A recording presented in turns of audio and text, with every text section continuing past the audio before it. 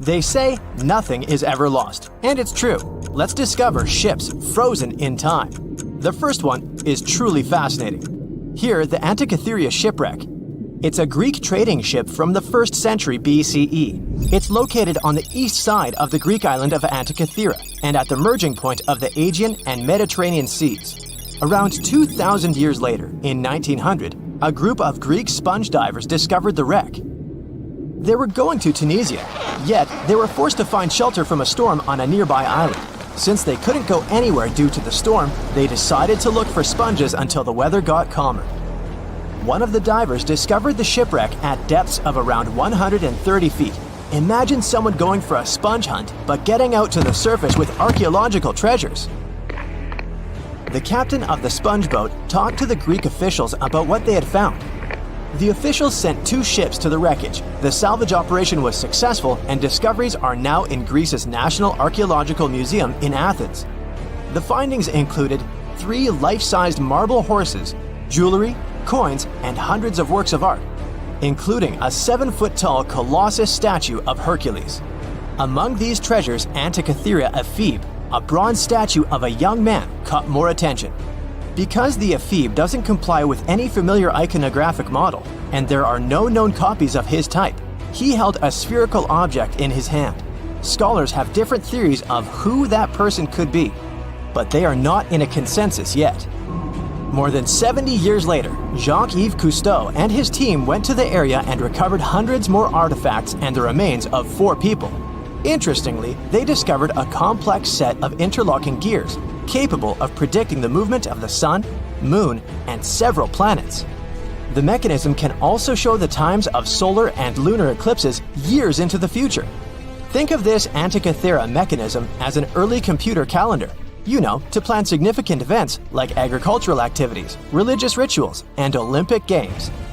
These artifacts found in the Antikythera wreckage are some of the most important findings in modern archaeology.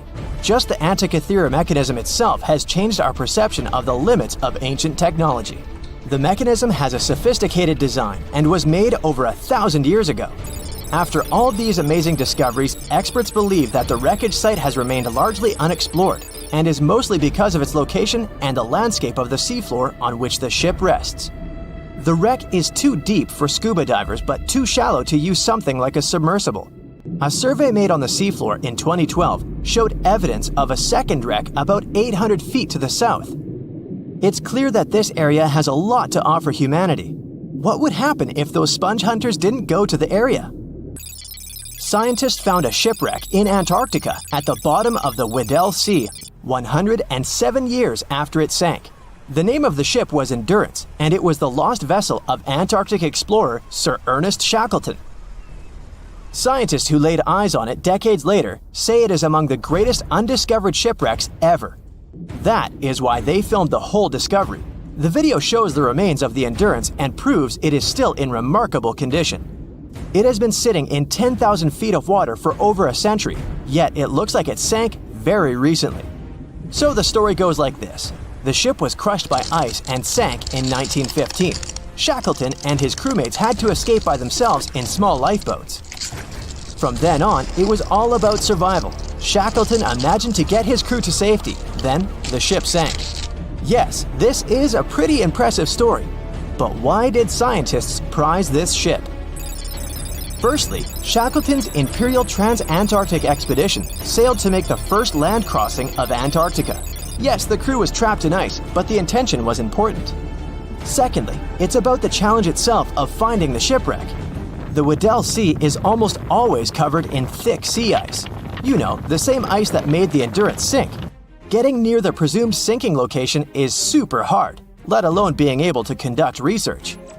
Experts of the modern expedition team foresaw the time when the lowest extent of Antarctic sea ice would come using satellite images. They realized that the weather was in their favor to start an expedition. Dr. John Shears said that they have successfully completed the world's most difficult shipwreck search, fighting against constantly shifting sea ice, blizzards, and temperatures decreasing to negative 0.4 degrees Fahrenheit. Yeesh, I can't imagine the worst conditions in Antarctica if these conditions are in their favor. Lastly, look at this. It's timbers. They're very much intact. Plus, you can read the ship's name. It's still visible. Marine archaeologist Menson Bound says that this is the finest wooden shipwreck he has ever discovered. He has 50 years of career experience, so I believe the guy. So how come the wood is not rotten? Dr. Michelle Taylor, a deep-sea polar biologist, said that there has been little wood deterioration because the wood-munching animals are not in this forest-free region of Antarctica. Workers of a coal mine in East Serbia discovered 3 shipwrecks that had been there for at least 1,300 years. The largest shipwreck is an ancient Roman fleet. It's around 50 feet long with a flat bottom. It's estimated that the ship could carry a crew of 30 to 35 people. Looking at its hull, you can see the marks of repairs. Wow, this one had a lengthy career. You know, it gives us insight into more than 1,000 years ago. The 2 smaller vessels, on the other hand, match descriptions of boats used by Slavic groups to attack the Roman frontier. These 2 have been discovered under mud and clay in an ancient riverbed. Apparently, in those times, there was a Roman base in a place called Viminacium City. Interestingly, Viminacium was a provincial capital with an estimated 40,000 inhabitants in the 4th century CE. For comparison, it was even larger than Pompeii. The Kostelach coal mine is a center of hidden gems. Archaeologists had found evidence of ancient human and animal activity here before. For instance, in 2012, experts found bones of at least 5 woolly mammoths, which went extinct about 10,000 years ago. Canadian archaeologists found a ship 150 years after it went missing in the Canadian Arctic waters. This merchant ship is called HMS Investigator. It was purchased in 1848 to search for the explorer Sir John Franklin's ship that got lost in the Northwest Passage expedition. So, HMS Investigator left Britain in 1850 for this rescue operation. The expedition crew, captained by Robert McClure, sailed the Investigator into the water. He realized that he was in the final leg of the Northwest Passage, the sea route across North America. But before he could sail into the Beaufort Sea, the 122-ton ship itself got stuck in the thick ice. The crew spent the winter over the Prince of Wales Strait. The following summer, McClure tried again to sail to the end of the passage, but the ice blocked his way once more. Here, too, the crew was forced to leave the ship. He steered the crew into the Bay of Mercy. There, they were to remain until 1853 when the crew of the HMS Resolute rescued them. Imagine a crew of 60 people who had to spend 3 winters in the Arctic without even knowing if they would survive. Later on, the ship was found sitting upright in about 36 feet of water. It was in very good condition. Arctic water has prevented the outer deck of the vessel from deteriorating quickly. The outline of the ship and its timber can be clearly seen. Plus, archaeologists have uncovered artifacts on land left by the sailors. They had unloaded everything before abandoning the Investigator. 3 sailor graves and 1 British naval shipwreck had also been discovered in the area. I wonder what else they could find there. Wow, it's the only place where 1 minute you're learning 17 natural ways how to get rid of houseflies, and the next, you're taking an epic journey straight into a black hole. More than 10 billion, with a B, views in total. That's 47 billion minutes watched, or more than 70,000 years. That's all the way back to the Ice Age. No, I wasn't around then. 40,000 videos, hundreds of topics, and most importantly you, a whole 44 million of you. Our viewers. We could populate an entire country if we wanted to. We'd like to continue helping you learn and giving you useful skill improvement tips. Got a thirst for knowledge? We've prepared 4 masterclasses on creating a 2D character animation from scratch, 10 hours of video lessons, practical tasks using professional software, and additional materials that you can use with your own projects. Get the full course now and create your own animated masterpiece. Thick fog is rising over the ocean as the sun is slowly sinking towards the horizon. It's hard to see further away than a few dozen feet, but that's enough to notice a hulking, skeletal shape in the distance. As your ship approaches the figure, your heart beats faster, and then you make out the details of another vessel, abandoned by the looks of it. Ghost ships do exist, and their mysteries aren't always solved. Take MV Hoita, for example. It was a wooden vessel built in 1931 as a luxury yacht. It had served well to various people over 20 years before it was bought by a Samoan sailor and became a merchant ship. In 1955, though, Hoyita's service came to an abrupt and mysterious end. On October 3rd, it set sail for another trading voyage that should have taken no more than 48 hours. Delays happen in the sea, so when Hoyita didn't arrive on October 5th as scheduled, there was little worry yet. But then it failed to come on the following day too. There was no distress signal or any other sign of Hoyita's presence anywhere between its departure and arrival points. A search and rescue party was dispatched to find the ship, and for 6 days, they were scouting the area of nearly 100,000 square miles. On October 12th, the mission returned to the base empty-handed. Hoyita vanished without a trace.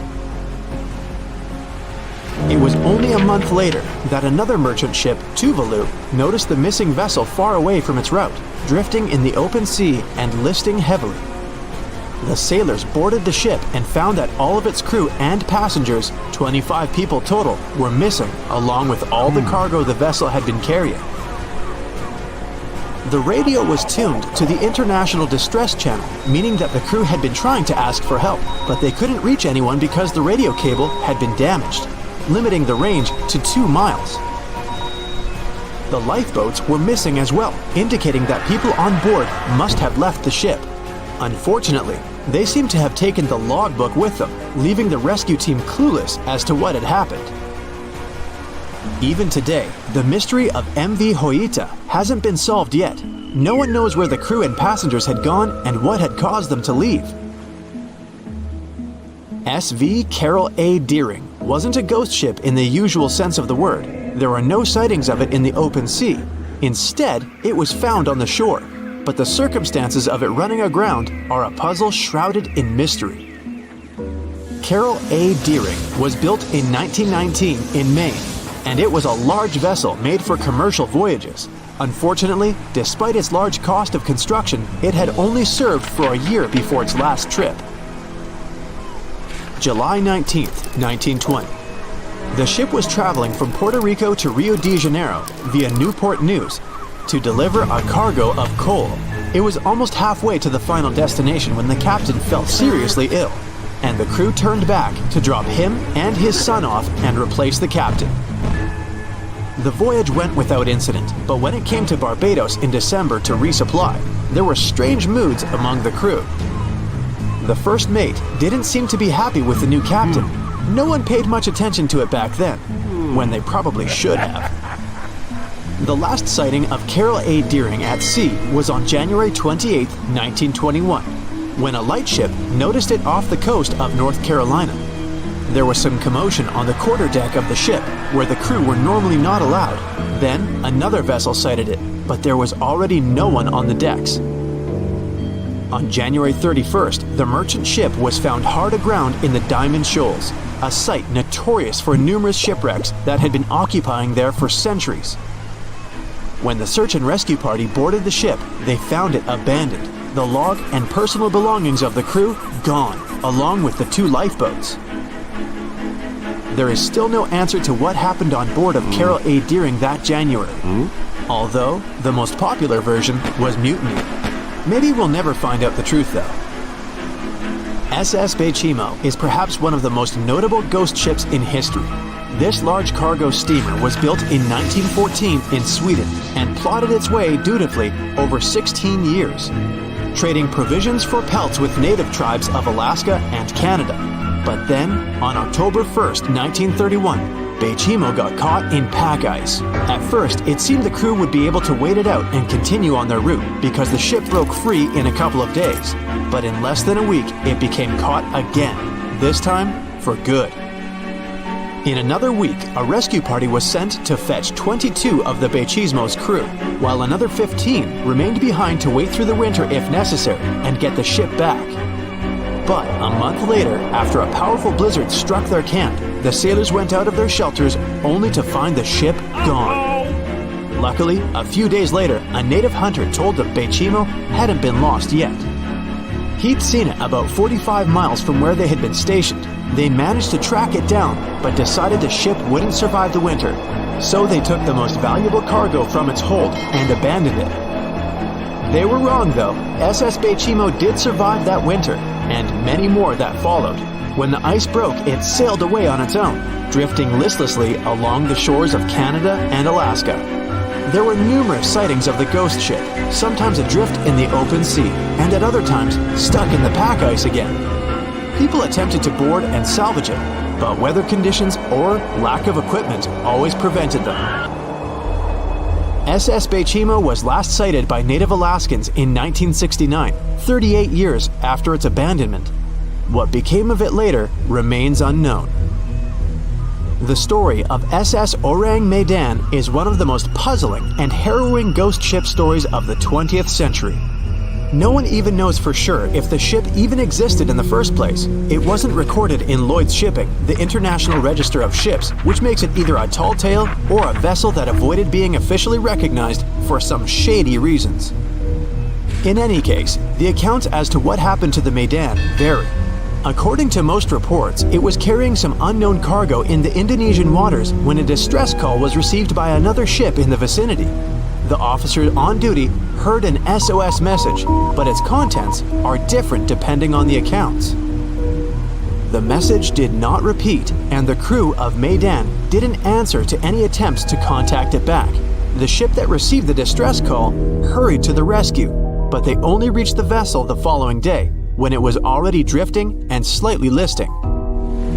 When the rescuers boarded the ship, they found that none of the crew had survived. However, one lifeboat was missing, which implied that there was at least one crew member who managed to escape. What happened to the rest of the people on board remains a mystery to this day. Still, there are no hard facts about this story, so we might never find out whether SS Orang Medan was actually a ship and not a thing of fiction. SV Zabrina was a three-mast sailing barge built in 1873 for river trade ships in South America. She served for well over 4 decades, proving to be a sturdy and reliable ship. It was later transferred to Europe, where it continued serving its purpose well. But then, in October 1917, Zabrina set sail on a regular voyage only to be found ashore several days later. Mysteriously, although the ship was perfectly intact, the entire crew of 5 and the captain were gone. There is no direct evidence or hard facts as to what really happened that day.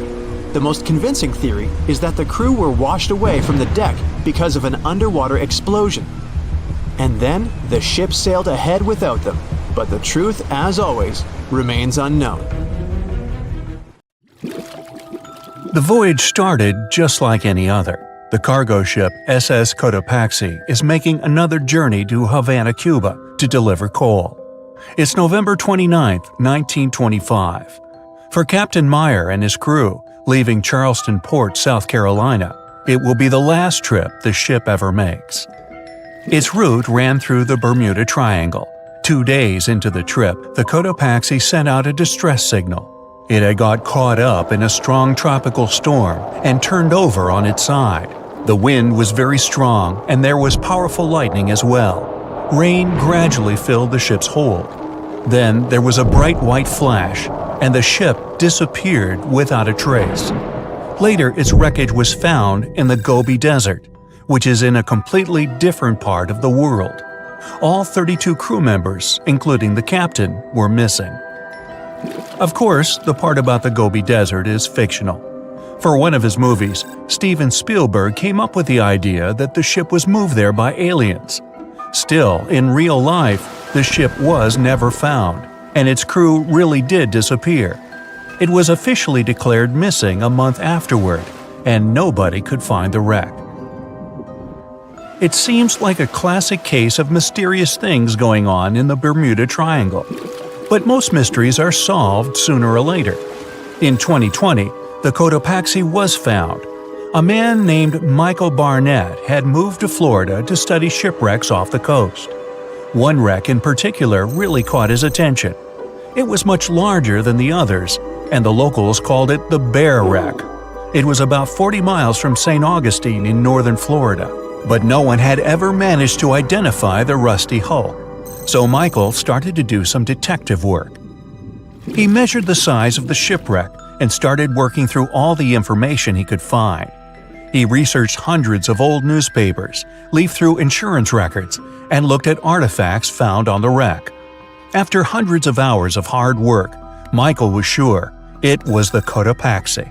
But a few years before, there had been a rumor that the same ship had been found off the coast of Cuba. The Coast Guard found the wreck of a cargo ship about the same size that looked a lot like the one lost in 1925.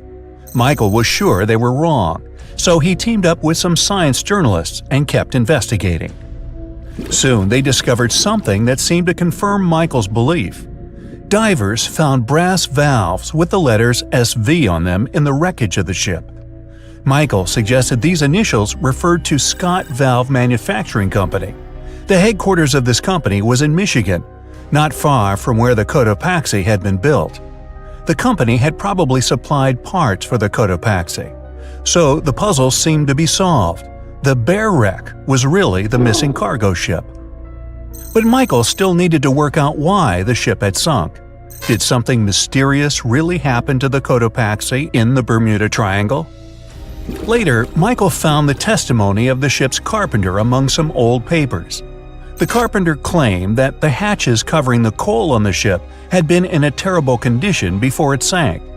Repair work on the covers wasn't finished before the crew got the order to sail to Cuba. So if the hatch covers were still broken during the trip, water could have easily gotten on board. This water probably flooded the hole during the tropical storm. This was the real reason why the Cotopaxi went down. There was really nothing mysterious about it. It was just a mistake made by ordinary people. But this is just one example out of dozens or even hundreds where ships and planes have gone missing in the Bermuda Triangle. We still can't explain some of these incidents. It seems like there really is something weird going on there. One of these strange events happened in 1948. A passenger jet was headed for Miami from San Juan, Puerto Rico. It disappeared in the same area as the Cotopaxi. The 32 people on board vanished without a trace.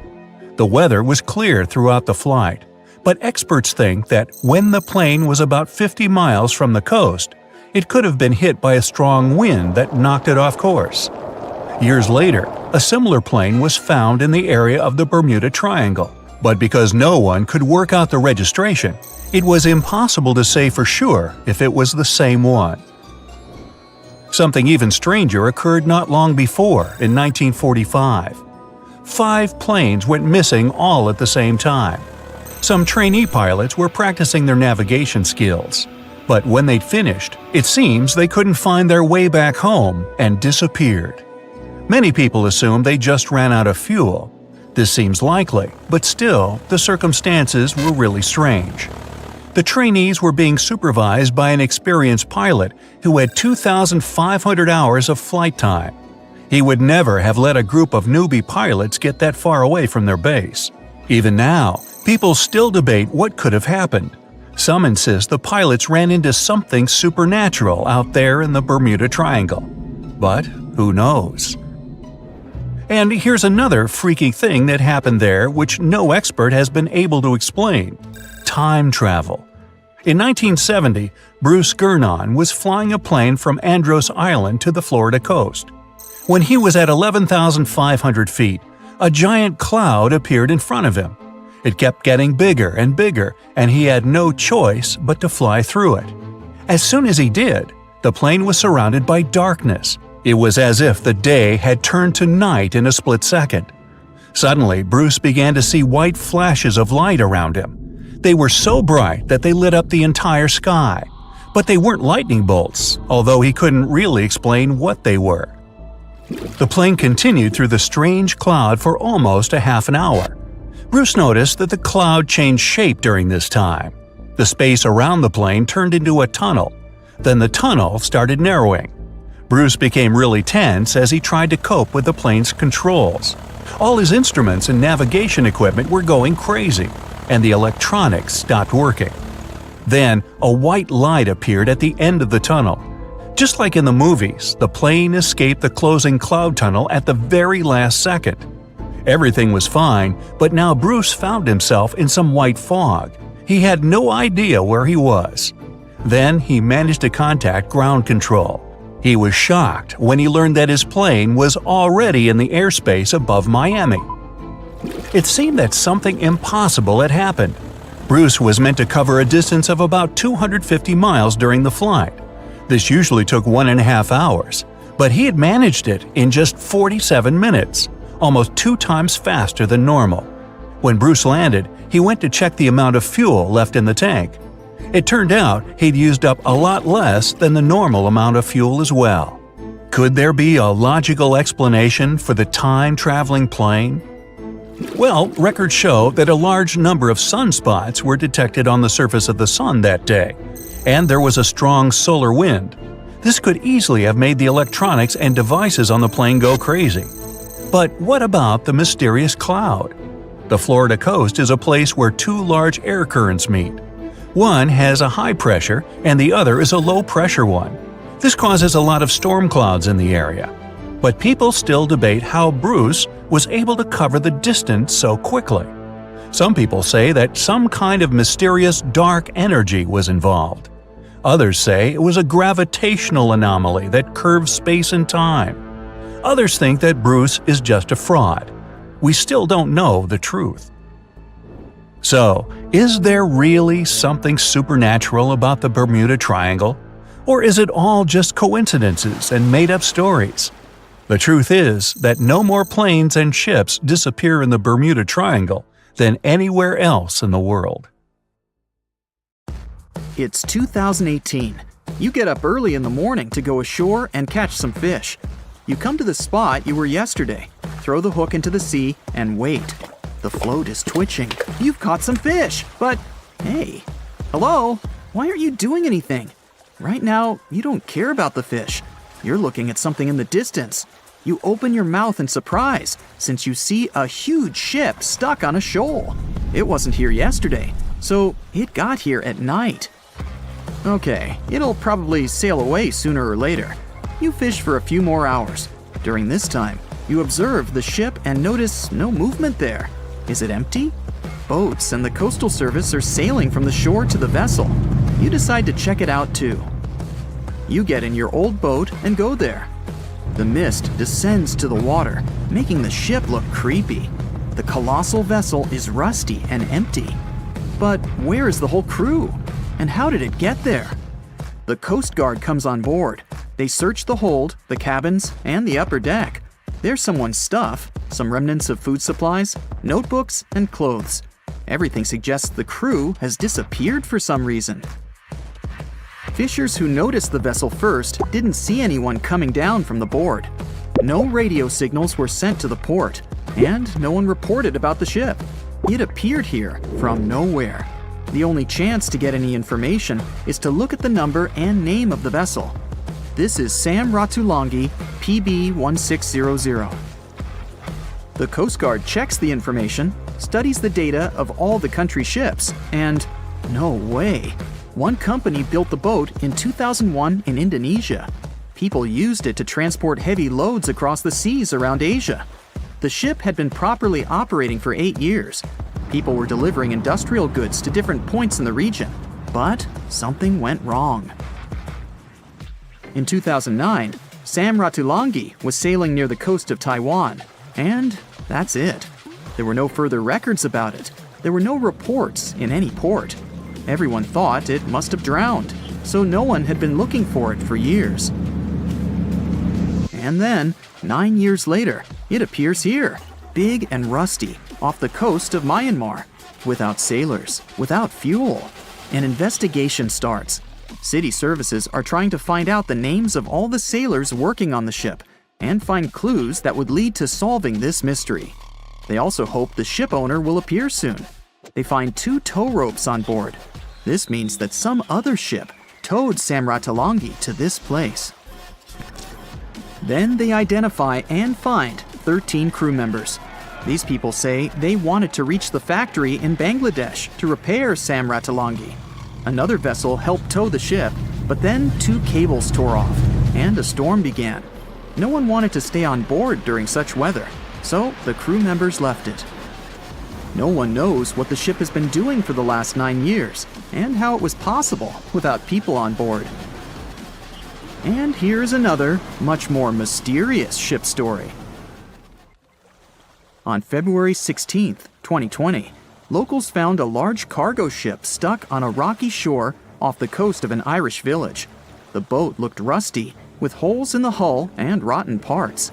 People hadn't seen this vessel the day before, so it appeared there at night. The last time people saw the Alta cargo ship was a few months earlier, thousands of miles off the coast of Ireland. That day, the Alta was sailing in the waters of the Atlantic Ocean. Another ship, the MS Protector, noticed it. MS Protector crew members tried to contact the ship, but received no response.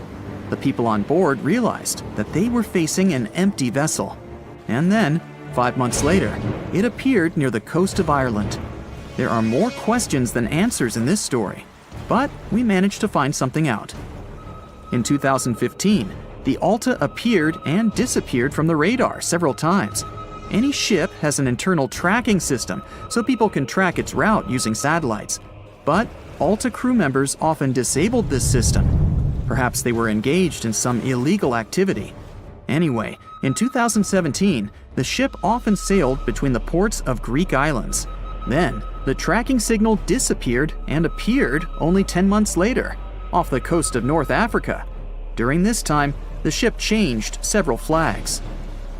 In September 2018, the Alta was southeast of Bermuda and headed for Haiti. Then, the crew started facing problems.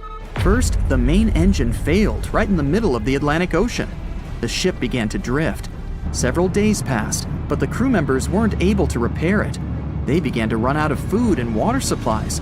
The situation got even worse when they found out that a hurricane was approaching the place. Fortunately, they managed to contact the U.S. Coast Guard. A helicopter flew to the Alta on October 2nd to bring them some supplies. There was enough food for several days. Then, a rescue boat sailed to the ship. It evacuated all the sailors and delivered them to Puerto Rico before the hurricane. The Alta had to drift alone in the ocean. After a while, another ship approached the Alta to tow it to the shores of Guyana. But at this moment, everything went wrong. Someone stole the boat, disabled the tracking system, and sailed away in an unknown direction. After almost a year, the MS Protector found the empty Alta in the waters of the Atlantic Ocean. And then, 9 months later, the ship without a crew sailed to the shores of Ireland. How did it manage to travel across the Atlantic and get to the coast of Ireland? It's still a mystery. Maybe it was just luck. No one else saw the ship all this time. It was just covering huge distances, surviving storms. Who's the captain? What happened to the thieves? Who owns the ship now? One day, someone called the village administration and introduced themselves as the vessel owner. But that unknown person didn't provide any evidence. They found several barrels of oil on the ship, which they took away by helicopter. The Alta was rusting. Corrosion of metal could damage the environment. The vessel had no commercial value, yet it would have taken millions to get rid of it. There were 3 options for what to do: leave the ship where it was, tow it into the sea and let it sink, or disassemble it for scrap. But nature had its own plans. Storms and strong waves split the hull into 2 parts. The Alta was drifting without a crew in the waters of the Atlantic Ocean for about 2 years. But this is nothing compared to a ship that was traveling for 38 years. The record belongs to the SS Bechimo. It was a merchant vessel owned by some trading company. In 1931, the ship found itself on the ice off the coast of Alaska. Its movement slowed down. A thick layer of ice blocked the ship, and a strong storm only made the situation worse. The blizzard was so intense that the crew members couldn't see anything but a white veil in front of their eyes. Sailing any further was impossible. The team had to wait for the storm to end. They waited for a day, 2, 3 days. A week had passed, but the snowstorm was only getting stronger. Then, one day, it grew weaker. The crew members split into two teams. The first team went to the nearest city. The second group, along with the captain, stayed on board. They set up camp next to the ship and waited for the blizzard, which had started again, to end. There was zero visibility. And finally, one day, the storm was over. Great! And now, wait a minute. But where's the ship? The SS Bechimo just disappeared during the blizzard. The captain was sure that the ship had sunk, so he left along with the crew. Then, a week later, they saw the vessel drifting near the area where they had lost it. The hull was damaged so severely that it was unsafe to sail on it. Repairing the ship would be pointless and expensive, so the captain decided to abandon it. He was sure that it would go underwater sooner or later, but it stayed afloat for the next few days, the next few months, and a few years. People had reported seeing it at various points along the coast of Alaska for 38 years. The last record of the SS Bechimo is dated 1969. Those who saw it claimed the ship was completely frozen, almost merged with the ice. Some people planned to start an expedition to find the ship, but all attempts were unsuccessful. The vessel is probably lying somewhere on the deep sea floor. Strange things occur in the cold waters of Antarctica. One of these things happened to a ship called Jenny. It was a small schooner whose history began in 1822. The boat and its crew set sail and disappeared a year later. For 18 years, the ship was considered sunk. People forgot about it, but in 1840, the vessel reminded the world of itself. That year, the whaling ship Hope sailed through the Drake Channel in Antarctica. The crew members noticed a ship among icebergs. It was the schooner Jenny. It was floating slowly in the dark, with no signs of life. The captain of the Hope, Mr. Brighton, gave the order to approach the mysterious vessel. They thought it was some creepy ghost ship, but as they came closer, they noticed crew members on the deck. The sailors of the Hope called out to them, but received no answer. This time, it became clear that something terrible had happened to the Jenny. When Brighton boarded, he realized that the Jenny crew members weren't missing. They were here. Frozen people stood like statues. Brighton went down to the lower deck and found the captain. He was sitting frozen at the table, holding a pen. Brighton looked at the logbook. The last record was made on May 4th, 1823. The captain wrote that he was the only living member of the crew. They spent 71 days without food. It seemed that the ship got lost in the sea because its captain went off course or sailed into an iceberg, but no one knew for sure. After that, nobody ever saw the Jenny again. According to rumors, the crew of the Hope abandoned the frozen ship and left it to drift in the cold waters. According to other rumors, this whole story is fiction. The story of the Jenny was described in a German magazine in the middle of the 19th century. Still, there was no further evidence of the ship's existence. Already in our time, Cambridge University decided to explore the case of the Jenny. The researchers discovered that one of the crew members of the Hope, who didn't disclose his name, told someone the legend of the frozen ship. Someone shared the story with another guy, and it was published in a German magazine called Globus. And that's all. There was no other evidence. One of the most famous ghost ships was the Mary Celeste, and there's no doubt about its existence. The history of this vessel was documented in court. People wrote about it in newspapers, but the most exciting thing is that the ship continued to be used even after 10 people disappeared from its deck. The history of the Mary Celeste began in Canada in 1861. When it was first built, the ship was called the Amazon. It changed captains several times, and it also hit some rocks. The boat was sold, bought, then sold again, repaired, and sailed under the name Mary Celeste. In 1872, it had a new captain, Benjamin Briggs. He was a decent, brave man with a lot of experience in navigation. He had a beloved wife, a daughter, and a son.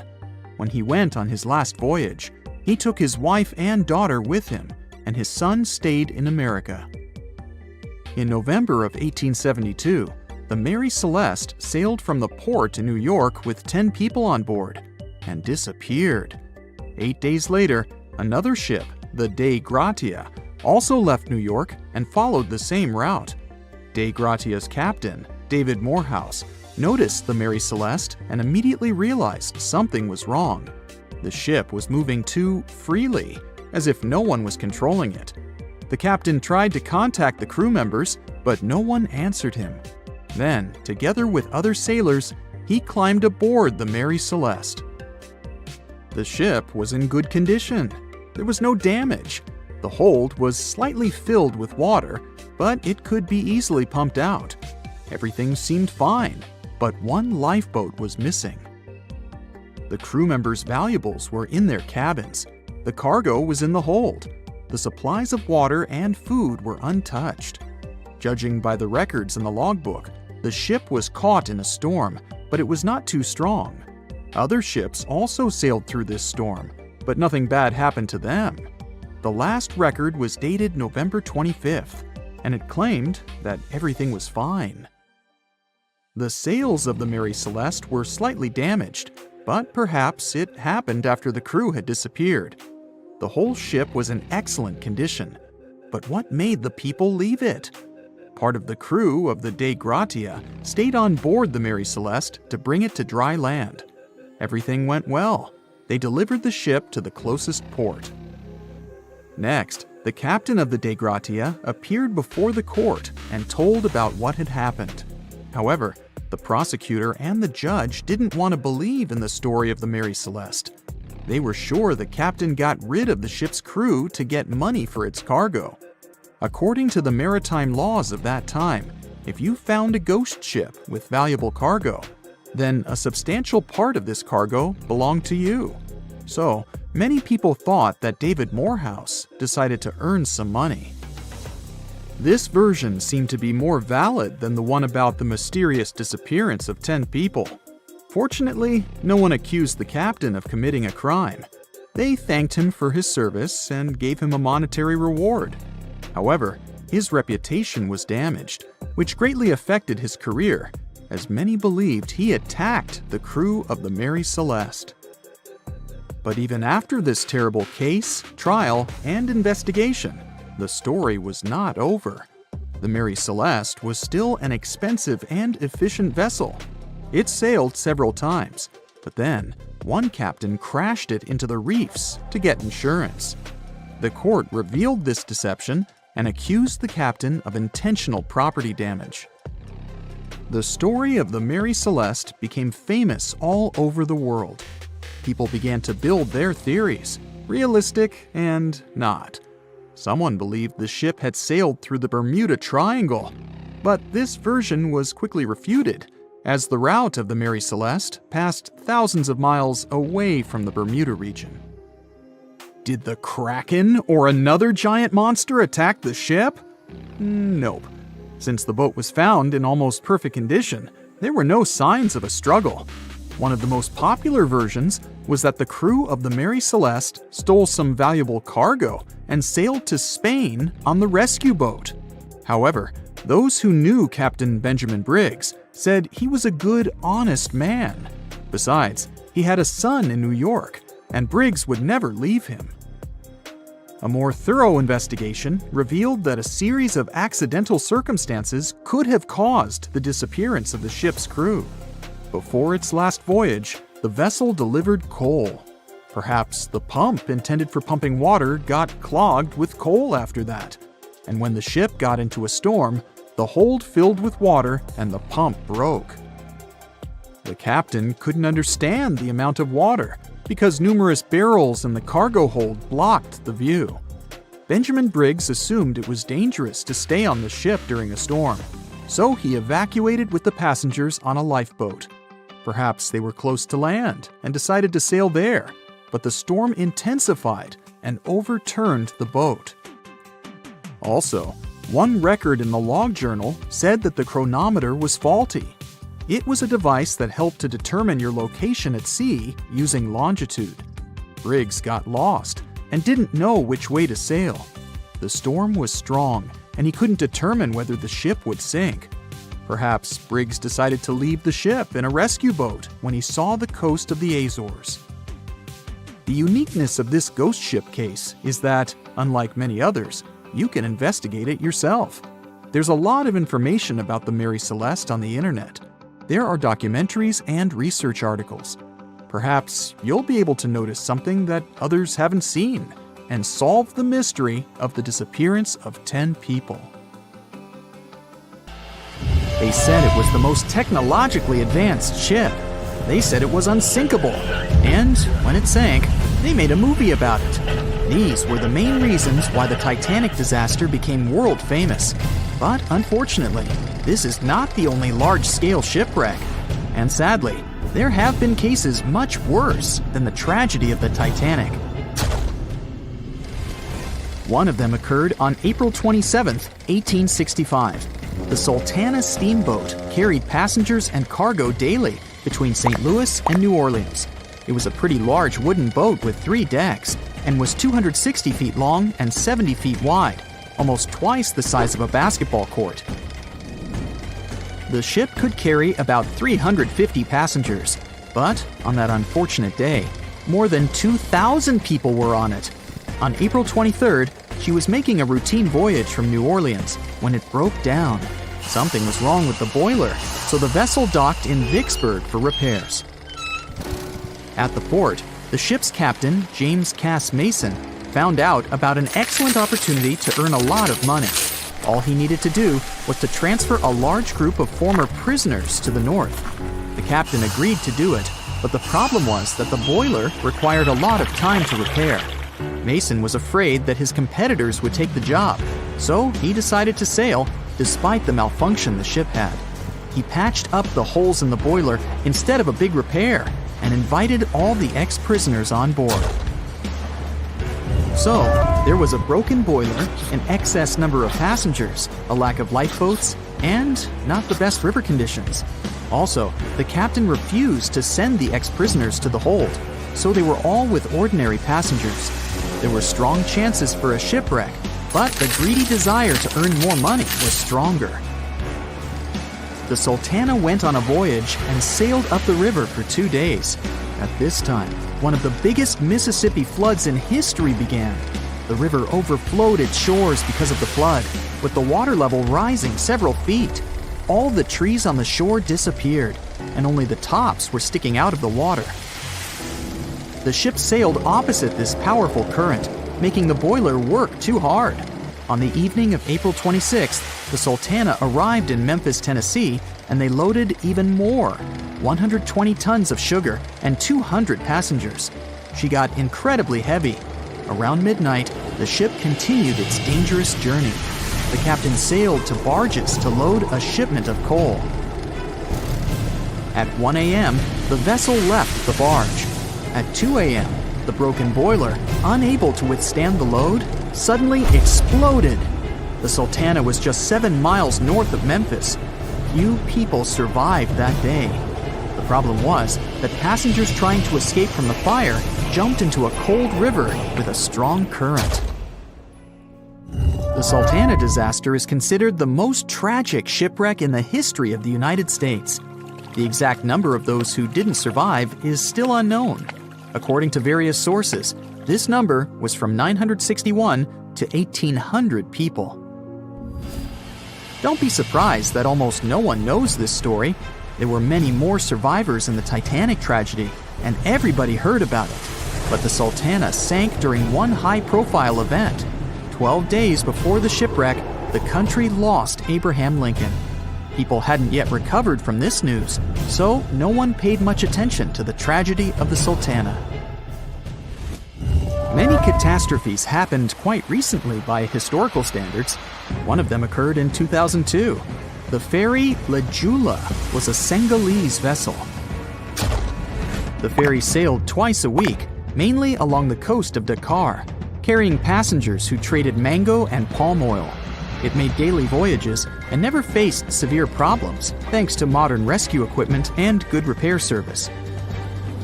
But one day, the ship's crew discovered a malfunction and sent the boat to port. For almost a year, La Jula was in a non-working condition, awaiting repairs. But it didn't get high-quality service. After poor maintenance, the ferry set off on its last voyage.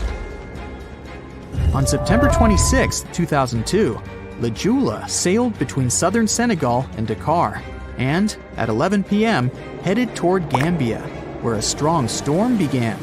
The wind raised high waves, but this wasn't critical for the large passenger ship unless the number of people on board didn't exceed the established norm.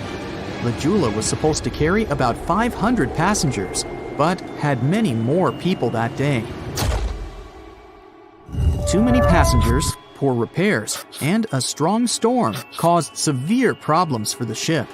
But the main factor in the shipwreck was that La Jula was only built for sailing in coastal waters, but that day, it sailed far from the shore.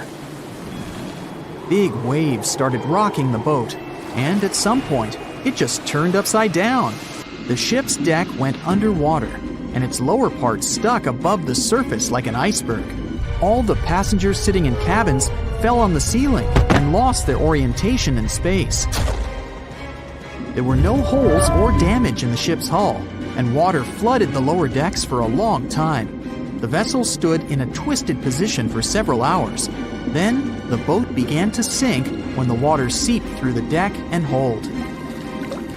The ocean was warm, but no one came to save the passengers. People had to wait almost 4 days to be rescued. Unfortunately, only a few managed to survive. The Philippines is a very dangerous area for ships. This place consists of several thousand islands and a vast area with shallow water. Ships can run aground and damage the hull with reefs and pitfalls. On September 20th, 1987, one of the most terrible disasters in navigation history occurred there. A Philippine passenger ferry called Dona Paz left one of the islands and sailed toward Manila. The sun was shining, the ocean was calm, and the visibility was good. But for some reason, the crew members didn't notice how the tanker Vector was approaching them. The two ships collided at low speed. The collision wasn't strong, but the problem was that the Vector had tons of oil on board, and the Dona Paz crashed into the cargo hold where that oil was stored. So it spilled all over the ocean, and then a spark slipped through. Not only did the two ships catch fire, but also filled with water. Both ships sank in a matter of seconds. Only a few dozen people survived that disaster. On September 27, 1854, the passenger ship Arctic sailed from Liverpool to New York. The fog came rolling down, and visibility got really bad. Another boat appeared out of the thick white haze, the French steamer Vesta. The ships were close enough to each other that a collision was inevitable. The French vessel was smaller, so it seemed to the Arctic's captain that Vesta had received a lot of damage. And while he was staring at the other ship, his boat got quickly filled with water. The captain gave the order to sail to the shore as fast as possible, but the ship's engines stopped working because of the flood. Then the ship's crew started to lower lifeboats with women and kids. Still, when rescuers found lifeboats with people, it turned out that only 87 out of 400 people survived, 65 crew members and 22 passengers. Surprisingly, there were only grown men among them. The ship's captain survived by clinging to the wreckage. All newspapers wrote about this story as one of the most terrible and shameful tragedies in navigation history. The survivors were criticized because they didn't save women and kids, and the crew members were accused of violating the law, since the safety of passengers should be higher than the safety of sailors. But despite this, none of them were brought to responsibility. Unfortunately, shipwrecks still occur to this day, but fortunately, there are fewer of them than before, thanks to modern navigation systems and radar. But no technology can guarantee there won't be a super strong storm or any other emergency that no one can foresee.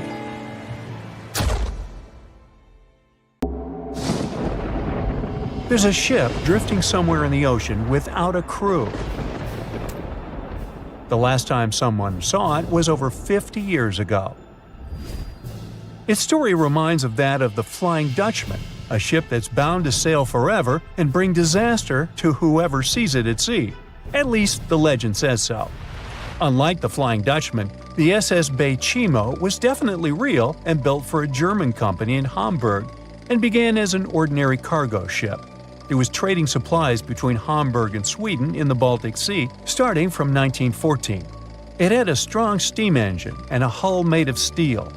A few years later, it became British property. Then, in the 1920s, a Canadian company purchased it for around $18,000, a huge amount of money back then. The new owner, the Hudson's Bay Company, was actively using the ship for several years. They would often send it on voyages from its home port in Scotland to Siberia, Alaska, the Yukon, and the Northwest Territories.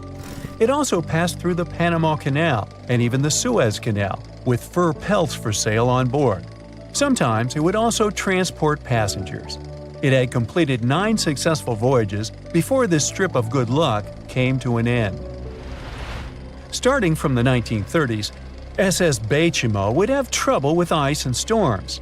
When it first got trapped in ice in October of 1931, some of the crew managed to escape to Alaska. 15 of 22 sailors decided to stay with their vessel and try to save it. They had furs and other valuable cargo worth around $58,000 aboard. The company sent them supplies to survive the winter. They set camp near the ship out of the hatches, tarpaulins, and other materials, and offloaded the cargo.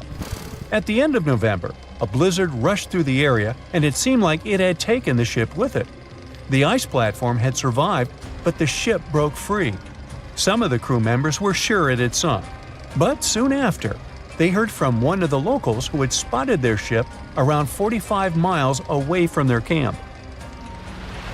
The crew moved on with their lives, and the ship started its journey as a runaway vessel. People would spot SS Bay Chimo once a year or so, all the way until 1965. It was mostly spotted off the coast of Alaska.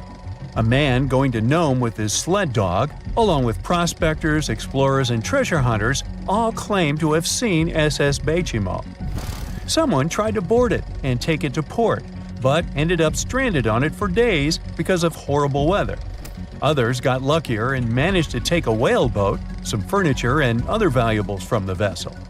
Those who got close to the ship saw that it was damaged and missing the propeller.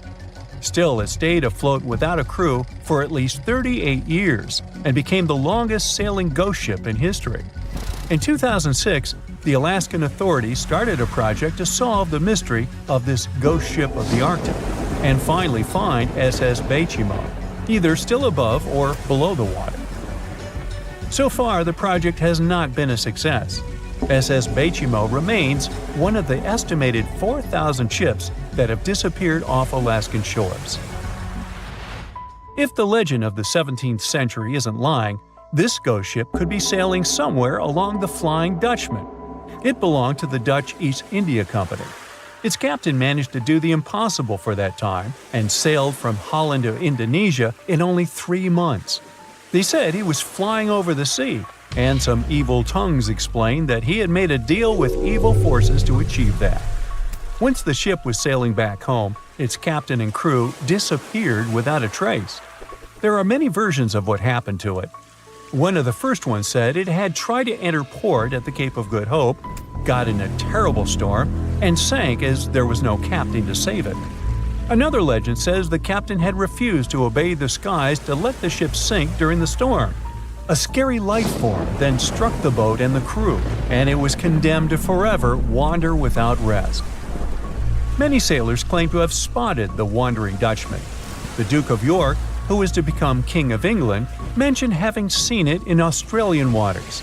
Right after spotting the ship, the man who saw it first fell from the top of the mast and didn't survive. There were more encounters with this legendary ship up to the middle of the 20th century.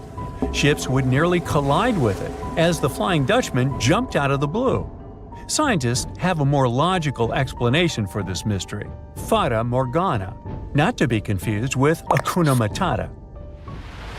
Now, when you're out at sea on a hot day and the air is all wavy, it feels like when you look at the road on a scorching summer day. That's because of something called atmospheric refraction. When light passes through different layers of air with different temperatures and densities, it bends and twists. Sometimes, under certain conditions, this bending of light can create really bizarre optical illusions over the ocean, like sightings of the Flying Dutchman. The Fata Morgana phenomenon can make distant objects appear distorted, stretched, or even lifted above the horizon. So you can see a ship far away, but because of the way the light is bending, it will look like it's floating above the water or even disappearing and reappearing. A Fata Morgana is most commonly seen in polar regions, especially over large sheets of ice that have a uniform low temperature. But you can see it anywhere, even in deserts and over lakes on hot days. The first stories about ghost ships go all the way back to ancient Greek and Roman mythology. One of the most famous ghost ships in history is the Mary Celeste. This brigantine was traveling from New York City to Genoa and was fully stocked with provisions, but missing a crew when it was discovered in the Atlantic Ocean in 1872. The crew's personal belongings were also there, completely undisturbed. The final entry in her log was made 10 days earlier. We still don't know what happened to its crew, and the ship has inspired many spooky stories and legends. The Lady Lovibond was another legendary schooner that is believed to have been wrecked off the coast of Kent in the middle of the 18th century. The story tells that the ship's captain, Simon Reed, had just got married and took his bride on board for a celebratory cruise, despite the superstition that it could bring bad luck. They were on their way to Portugal when the first mate, who is also in love with the captain's new wife, went mad because of jealousy, attacked another crew member, and then took over the wheel and steered the ship straight into the dreaded Goodwin Sands. No one aboard survived, and the schooner is said to reappear as a ghost vessel every 50 years. In present times, many vessels become abandoned and turned into ghost ships intentionally. There are thousands of them floating in U.S. rivers, lakes, channels, and coastal waters. Some people lose their boats in storms and other extreme weather. Others have to abandon their boats because maintaining them can cost 10% of the boat's price. Plus, docking a vessel can add up to several $1,000s every year. Most boats have been made of fiberglass, so an owner can't just recycle them as scrap metal. So, once they want to get rid of it, they often tie it to a dock and sneak away, or leave it floating far away from the shore, or just try to sink it. When ghost ships sink in shallow waters, they can cause damage to coral reefs, mangroves, marshlands, oyster habitats, and wetlands. Plus, they can collide with unsuspecting regular ships and cause real trouble. So, don't do that. Enough said. The year was 1865. It was a boom of migration worldwide, with novel places discovered and new settlements created. Without planes like we have now, a ship was the only way to escape from the old life and journey towards a new, hopefully brighter future. So, a voyage like that was quite a regular thing to do. More than 500 immigrants safely reached Queensland, and the ship was supposed to head back to London sometime later. It was indeed a long journey, but not many people were willing to return to England. After all, they had chosen to come to Australia to create a brand new life. So it was only natural that the ship would come back nearly empty. However, the return trip was still quite lucrative, thanks to the cargo the ship would carry. The amount of produce ready to be shipped was substantial, primarily consisting of wool soaked in arsenic, tallow, and hides.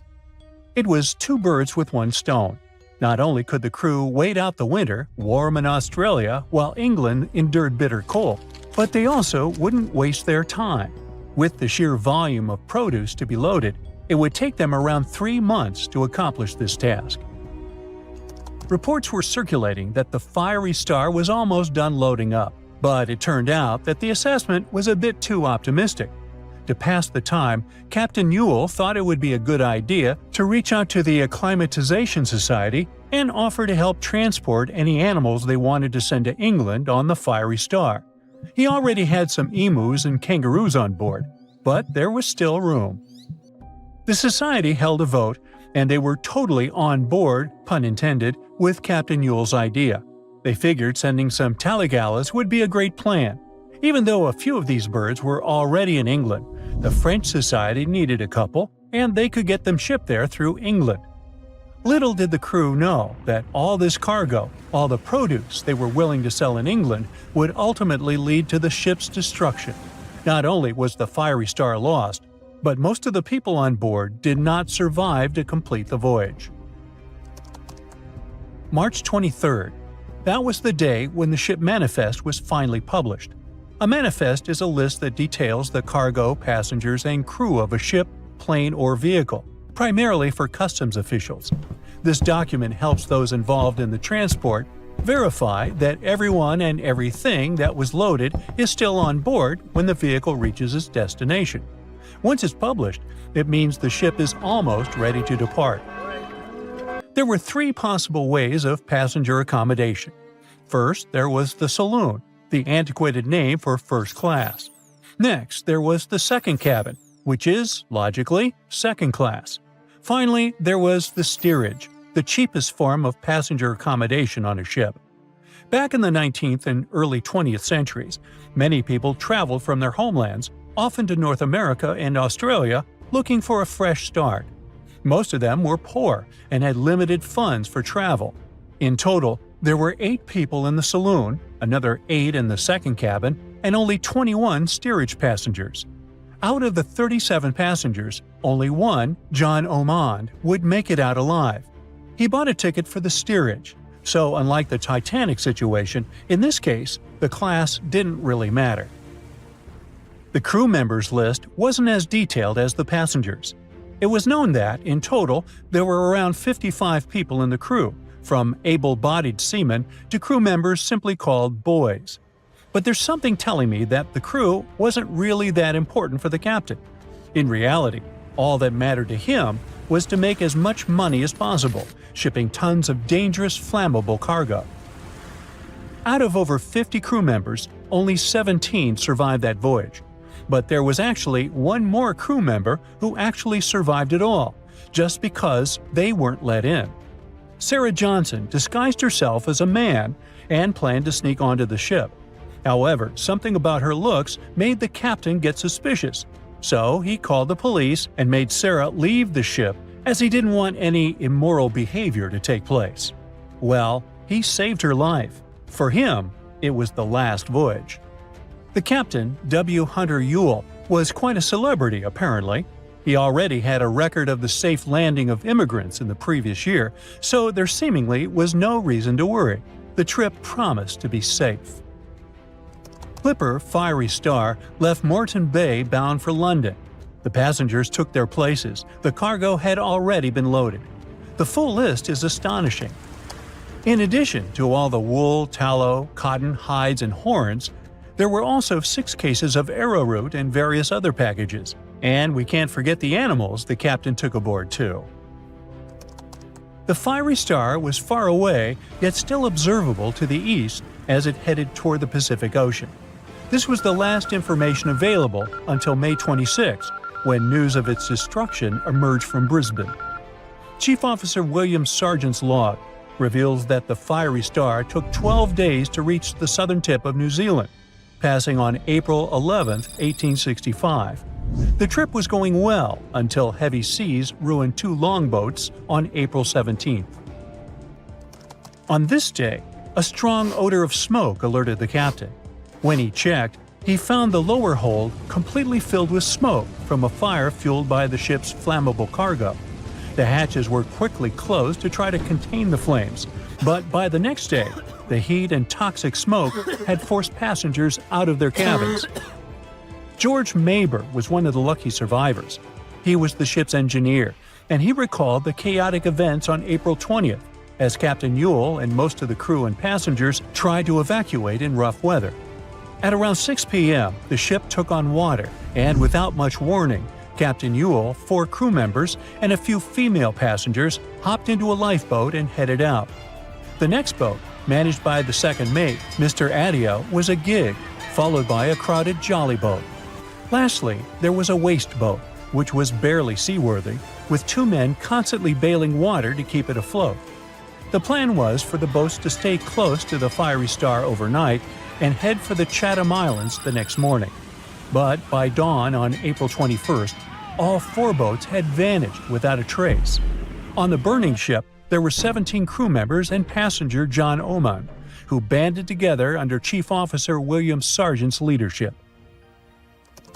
For 5 days and nights, George Maber pumped water on the fire without rest. He volunteered to go down the forehatch with a rope around him and a handkerchief over his mouth. He discovered that the foremast had been burned through for about 7 inches, and the port side was severely damaged, resembling an empty shell. Exhausted, he returned for fresh air, but later descended again with Quartermaster Marshall to access a water tank. They couldn't open the lid, and as George crawled over the hides, he felt himself sinking. When they reached the deck, they collapsed from exhaustion. The cargo had been destroyed by smoke and fire, and the heat on the deck was intolerable. The crew survived on limited rations and caged chickens, using every spare piece of wood, including pigsties for the pumps. Distressed pigs ran wild in the heat. A raft was constructed, but was too weak for the open sea. Sleep was elusive, and the crew had lost everything, with only hopes of reaching land or meeting another ship. Finally, the Dauntless appeared and sent a lifeboat to the Fiery Star. Captain Moore boarded the Fiery Star on May 12, and after assessing the situation, he agreed that the crew could do no more. They boarded the Dauntless at 4 p.m., witnessing the Fiery Star succumb to flames by 11:30 p.m. It was a narrow escape. The Bermuda Triangle is one of the most heavily traveled shipping routes in the world. Some skeptics believe that this fact solves the Bermuda Triangle mystery. Statistically, the busier the area, the higher the frequency of accidents and disappearances. While this makes sense, it's not the frequency of disappearances that's responsible for the mystery of the Bermuda Triangle. It's the lack of explanation or wreckage found. On his very first voyage to the New World in 1492, Christopher Columbus sailed through the Bermuda Triangle. Columbus reported that one night, when he was on the deck of the ship, he noticed a giant light appear in the distance, unlike anything he'd ever seen before. Columbus looked at his compass for direction, and it gave off erratic readings. You might have noticed that the Bermuda Triangle doesn't appear on any world map. This is because official institutions refuse to acknowledge that the area actually exists. No one exactly knows how many ships and planes have disappeared in the Bermuda Triangle. The rough estimate is 50 ships and 20 planes. Most of the time, the disappearances had no explanation and no wreckage has ever been left behind. When the TBF Avenger planes went missing, a massive search operation was conducted. Boats and planes searched the Bermuda Triangle for any signs of the aircraft. One of the boats searching was a PBM-5 Mariner airboat. The airboat took flight at 7:27 p.m. and called in a routine radio message 3 minutes later. Then, it was never heard from again. No trace was ever found of the rescue airboat or the 5 Avenger aircraft. A huge investigation was launched into the disappearance of all these vehicles, but nothing was ever discovered. The Bermuda Triangle is home to some pretty intense and unexpected weather. Storms build up quickly and unexpectedly, then disappear soon after. If you blink, you might miss it. This could explain why few distress signals are issued. Pilots and sailors never saw the weather coming. A popular theory suggests that rogue waves are responsible for the many disappearances. Rogue waves are called extreme storm waves by scientists. They occur when different weather patterns take place at the same time and cause large unexpected waves that reach up to 100 feet tall. Witnesses say that the waves look like giant walls of water. These waves could explain why ships go down fast and without leaving any trace. Just off the coast of Japan, you'll find the Bermuda Triangle of the Pacific Ocean. They call it the Devil's Triangle. Between 1950 and 1954, 9 ships disappeared in this area without leaving a trace. The ship Kaio Maroon 5 was sent to investigate these unexplained disappearances when it also vanished. After this incident, the Japanese authorities labeled the area as a danger zone, and sailors were encouraged to avoid it. Some people blame all disasters on the extraterrestrial paranormal activity. Others suppose it's all about raging natural phenomena. Some scientists believe the cause of anomalies is the environmental changes. Also, there's a really high concentration of methane hydrates on the bottom of the ocean in the Pacific Bermuda area. This gas tends to set off, and when it happens, bubbles start forming on the surface of the water. These gas eruptions can interrupt the ability to float and can easily sink a ship. Because of this chemical reaction, there won't be even a trace left. Underwater volcanoes are said to be another possible explanation for the Japanese Dragon's Triangle. In fact, they can take down even small islands. Luckily, nobody lives there. It's a pretty common thing in this area that some of them disappear underwater and others appear out of the blue because of seismic activity. You'll never find the Dragon's Triangle on any official map of the world, so nobody's quite sure about how large it is in reality. In July 2015, 2 teenagers disappeared after setting sail off the coast of Florida. There's some mystery about what the 2 teens were really getting up to. They told their parents that they were just going to fish, but they told their friends that they were crossing to the Bahamas. Shortly after they left, a line of thunderstorms moved towards the area, and the boys were never heard from again. A massive search was conducted, but sadly, nothing was found. 1 year later, the pair's boat was found off the coast of Bermuda with a broken iPhone and some personal effects left inside. One of the most popular and bizarre theories trying to solve the Bermuda Triangle mystery comes from Charles Berlitz. He insists that the area is home to the lost city of Atlantis. The missing ships and planes and malfunctioning equipment, according to him, were all caused by rays of energy let out by the special energy crystals that power Atlantis. While this sounds silly, Berlitz's theory was convincing enough that over 20 million people bought his book worldwide. Previously, the compass wouldn't work well in the Bermuda Triangle since the lines of the 2 poles coincided here, true north and magnetic north. But if you fall into this line, your compass will behave strangely. But the magnetic north is constantly shifting, and now it's far beyond the triangle. No legend says pirates of the last centuries operate in the Bermuda Triangle, or that the Flying Dutchman makes other ships disappear. A popular theory is that ships travel to the distant past or future through a time portal in the Bermuda Triangle. Fortunately, these are all myths. Just imagine hundreds of giant tentacles reaching out to a group of ships sailing through the Bermuda Triangle. In the past centuries, they could easily sink an entire fleet, since the ships were made of wood and were lighter. Squids wrapped decks with their strong tentacles, made holes in the ship's hulls with their sharp beaks. Toothy suction cups could break the masts and tear the sails. The water was filling the holds and slowly rising to the deck. The ship sank in a matter of minutes. Survivors reached the shore and told everyone about huge monsters.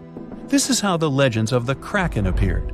Fortunately, now people have sonars and equipment for monitoring the sea space. They say the main reason why this place is so enigmatic must be the magnetic fields that form this ominous triangle.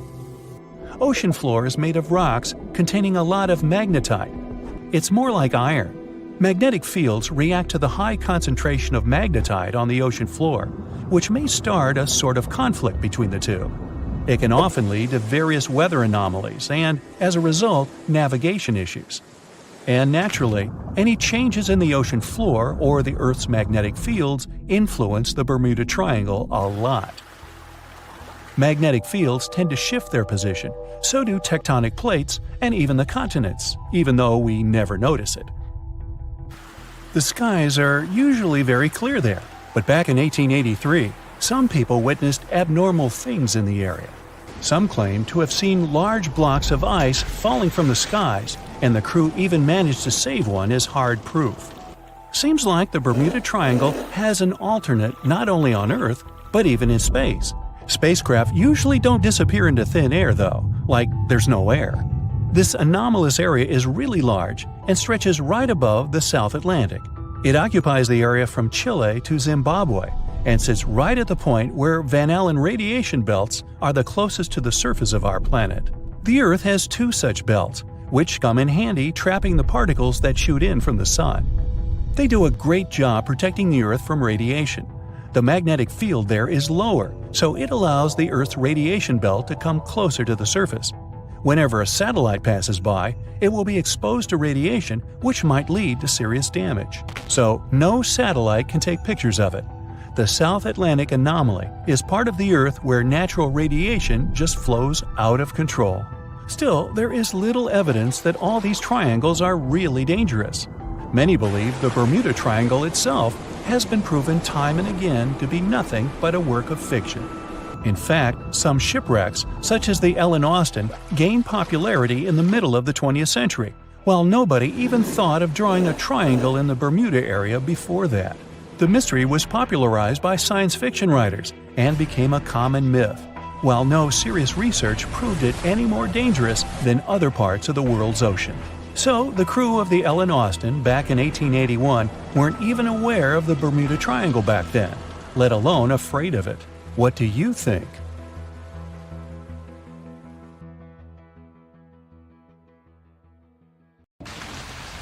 No matter what happens, don't stop! We almost got it! Two treasure seekers are digging frozen ground in a cornfield at night. It's raining hard, lightning is flashing, but these two guys keep working. And now the shovel hits something solid. No way! A treasure chest! They start digging faster and find a piece of a ship's engine. What the? Far from the seas and lakes, somewhere under the fields of Kansas City, they found a giant sunken ship. How is this possible? Now you'll see. Some people spend their lives searching for shipwrecks with treasures underground. One of them is explorer David Hawley. He's been looking for such ships far from the seas, rivers, and oceans for many years. He does this because he likes the feeling of adventure. The holds of these ships may contain chests of gold, antiques, and artifacts. And you can get a lot of money for them. David says you don't have to go into the ocean to find a sunken ship. They may be lying in your backyard.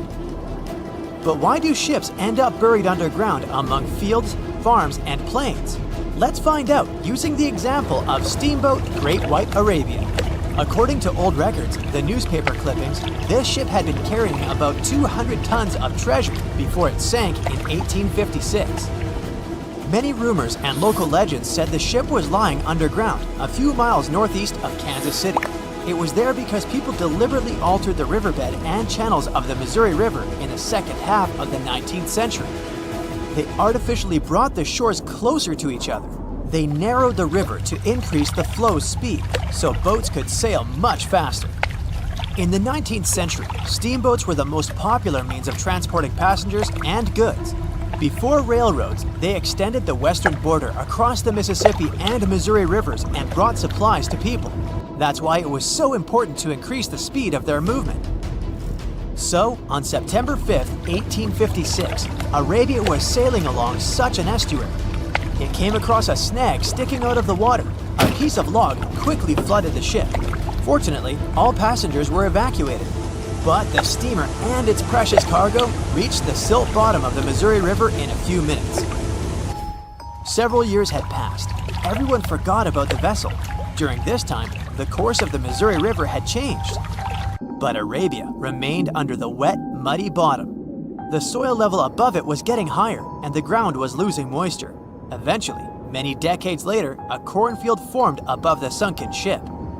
In the 1980s, one farmer owned this area, and he had no idea what was hidden in his territory. David Hawley carefully studied the history of the sunken ships of the USA. He knew that hundreds of steamers had gone underwater all over Missouri, but most of all, he was interested in Arabia, as there were rumors that it was filled with gold and other valuable things. The territory of cornfields in Kansas was vast, but David Hawley knew how to search properly. In 1987, he started working. First, together with his brother and father, they collected all the clippings from old newspapers they could find. They were looking not only for information about the steamer, but also for maps of the Missouri River.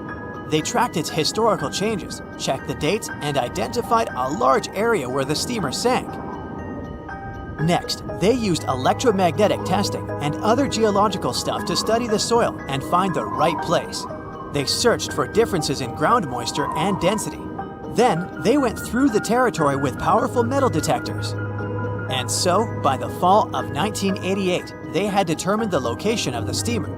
Arabia was the size of a football field. This gigantic vessel lay 45 feet underground, 4 stories down. But before they started excavating, they had to ask the owner of the cornfield for permission. For the farmer, this news was a big surprise. He agreed on the condition that the excavations would be completed by spring so that he could sow a new crop. Digging a giant ship in winter is much more difficult and expensive than at other times. It includes additional equipment, electricity, and heating costs. The team worked day and night. They financed the excavations out of their own pocket. Each invested more than $10,000 and took out a bank loan. Finally, they noticed the first details of the ship. The shovels hit the huge engine boilers and the deck. The goal had been achieved.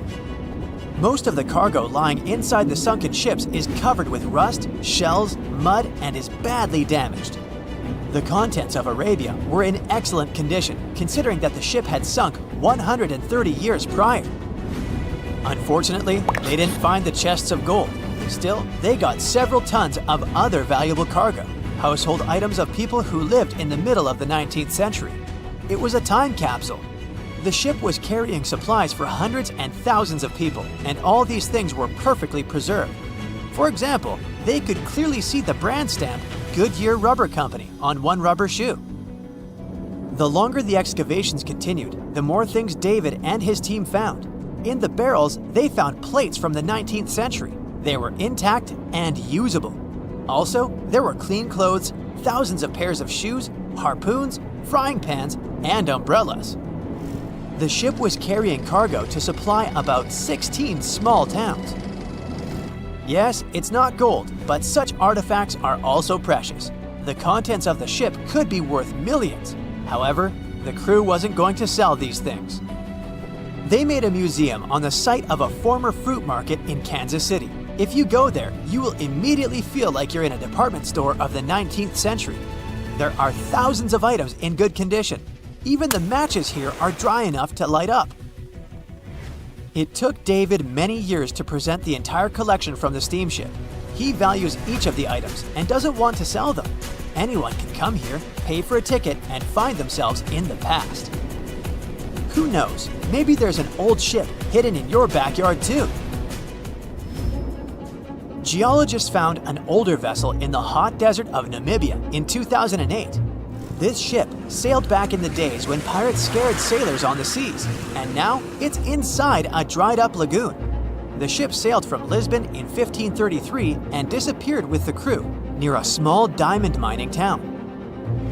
After almost 500 years, the hull had been badly damaged. Only the carcass of the ship remained, but the treasure hidden inside the vessel stayed intact. They carefully studied the boat for a long time, trying not to ruin anything. And then, 5 days later, they found a big old chest in the hold. Carefully opening it, they found gold coins there. Thus, the cost of the ship was estimated at about $10 million. The exact cause of the shipwreck is unknown, but experts believe the ship was destroyed by heavy cargo and bad weather. It went to the bottom of a lagoon that later became a desert.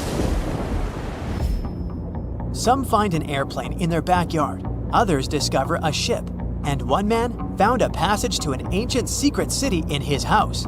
This happened in Turkey in 1963. The owners of the building decided to make repairs. He went to his basement and knocked down the wall to turn this place into a living room. And so, behind one wall, he found a tunnel leading underground.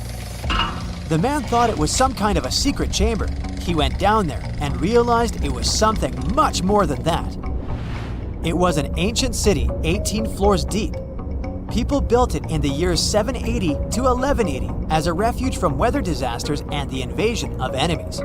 This place also includes many underground tunnels that stretch for several miles in different directions. People could get to the town from different points using secret passages leading to these roads. The city can accommodate about 20,000 residents, livestock, and tons of food supplies. Archaeologists have also found a chapel, schools, stables, and public kitchens there. As an experienced sailor and the first man to ever sail non-stop on his own around North and South America, Matt Rutherford has seen a lot during his voyages. But what he saw in 2013 while sailing through the waters of the Atlantic with his colleague surely stands out. Some 800 miles off the coast of Bermuda, not far away from the famous Bermuda Triangle, they noticed a boat that seemed to be moving by itself.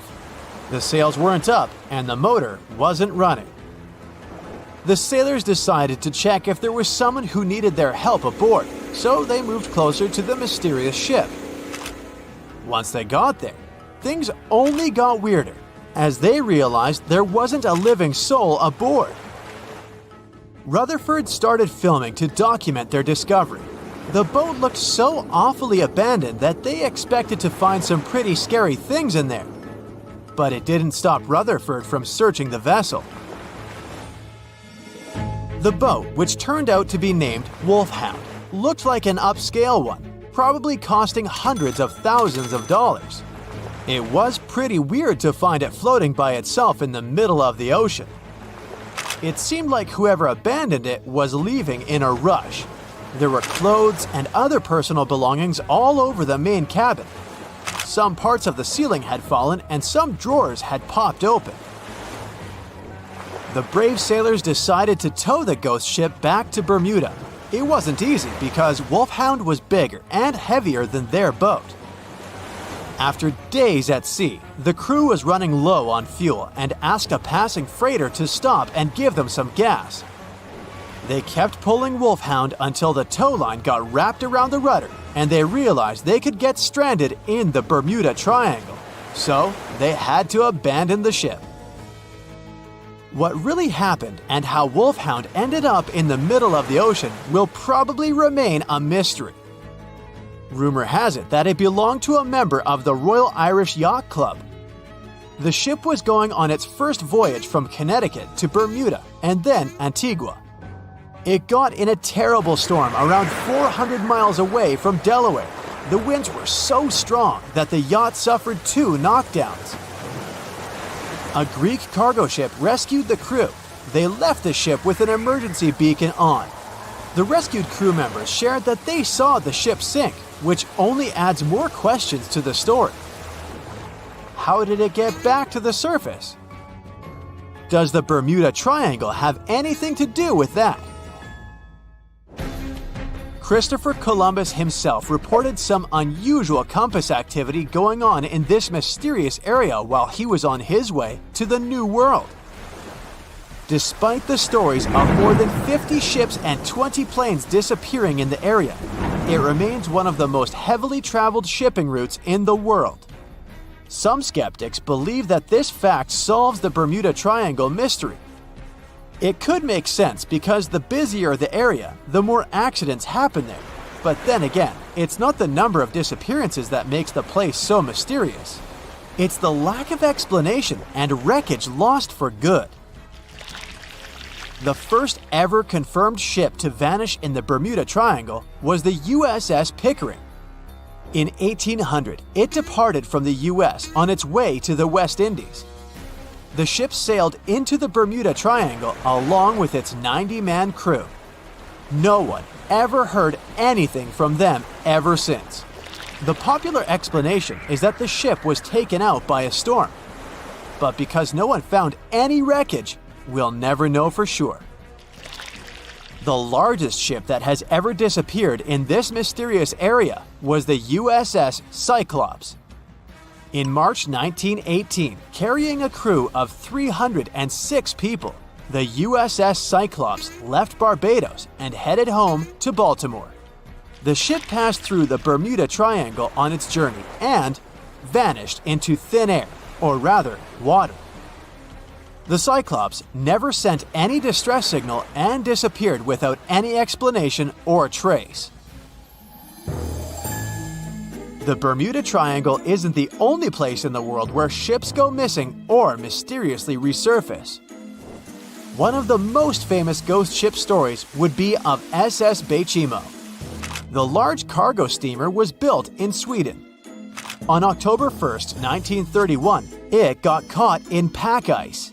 The crew decided to wait it out and managed to break free after a couple of days, only to get trapped again in less than a week. This time, they didn't manage to make it out. A rescue team went by air to save 22 of the crew members. 15 other members stayed in a wooden shelter they built not far away from the ship. Their plan was to wait out the winter and get back aboard. At the end of November, a strong blizzard was rushing through the area. When it was over, Beichimo seemed to have gone away with the storm. The captain decided it must have broken and sunk, but a few days later, a local hunter informed them that he had seen the ship around 45 miles away from their camp. The crew managed to find the ship and took the most valuable cargo from its hold. They had fears that Beichimo wouldn't live through that rough water, but it did manage to survive after all. Once the ice was gone, it floated away and ended up drifting along the shores of Canada and Alaska. Many people reported seeing the ghost ship in an open sea. Some even tried to board it to save the ship, but the weather didn't allow it to happen. The last time someone saw SS Beichimo was in 1969, 38 years after its crew had left it. It could still be drifting somewhere in the ocean. The story of MV Hoita happened in the South Pacific. The ship was originally a wooden luxury yacht. After serving for 20 years to various owners, it became a merchant ship. In 1959, it set on a trading voyage that was supposed to last around 2 days. When it didn't reach its destination on time, no one was worried at first, as things happen in the open waters. After another day, and no distress signals from the Hoita, it was obvious that something serious was going on with it. There were 25 people aboard, and their families wanted to find them. A search and rescue crew worked for 6 days looking for the ship, or at least its wreckage, in an area of nearly 100,000 square miles. That's 1.5 times as big as Florida. Sadly, the mission had come back with no results. It seemed like Hoita had disappeared without a trace. A month later, another merchant ship noticed Hoita drifting in the ocean, miles and miles away from its original route, and none of the crew members or passengers were on board. The cargo had also disappeared. The lifeboats were also gone, so the people must have escaped the ship hoping to save themselves. It turned out that the crew had been trying to get help as they tuned the radio to the International Distress Channel. But the damaged cable didn't let them send the signal any further than 2 miles. It also looked like when they were leaving the ship, the crew took the logbook with them, and we still don't know what exactly happened to Hoita. Family members of those who were on board are still looking for answers. One professor claims it must have been a corroded pipe that leaked and flooded the vessel, but we'll most likely never know for sure. In the Pacific Ocean, near Japan, there is an area nicknamed the Devil's Sea. It's believed to be one of the 12 vile vortices around the Earth. Some people claim that vile vortices have weird things going on in them because the pull of the planet's electromagnetic waves is stronger there than anywhere else. The most famous ship that disappeared in the area was a fishery patrol vessel in 1952. The ship went there to investigate the vessels that went missing previously and disappeared along with 31 crew members. Scientists who don't believe it was a mysterious disappearance blame the underwater volcano eruption for what happened. April 1912 marked one of the most terrible tragedies in the history of the world. The most unsinkable vessel, the pinnacle of engineering at that time, the huge Titanic, sank. On that dark, moonless night, the ship had many chances to save its passengers. There was another ship just a few miles away that could have saved the Titanic, but it didn't. It wasn't a phantom ship, and it's not some legend or a theory. This is a documented reality. There are records and witnesses' statements confirming this, but why didn't this ship help? Let's find out what happened that night by by looking at these events from 3 different points of view. Let's start with the Titanic version. 11:30 p.m. The moon hides behind black clouds. Visibility is bad. Everything is calm on the Titanic. Under the captain's guidance, the communications operator stays in touch with the mainland through the radio. At this moment, some stranger breaks into the frequency, interrupting the operator's communication. It's unclear what this strange man wants and what he's talking about. The operator doesn't try to figure it out. He shouts at the guy, demanding him to disconnect. The connection is interrupted. At 11:40 p.m., the Titanic crashes into an iceberg. The ice breaks the hull. Water begins to flood the lower decks. Nobody is panicking yet. 20 minutes later, at midnight, the ship's crew sends a distress signal through the radio frequency.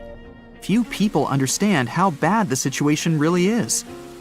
After 20 minutes, at 12:20 a.m., they start lowering lifeboats with passengers. At 12:25 a.m., they receive a response to the distress signal. This is RMS Carpathia.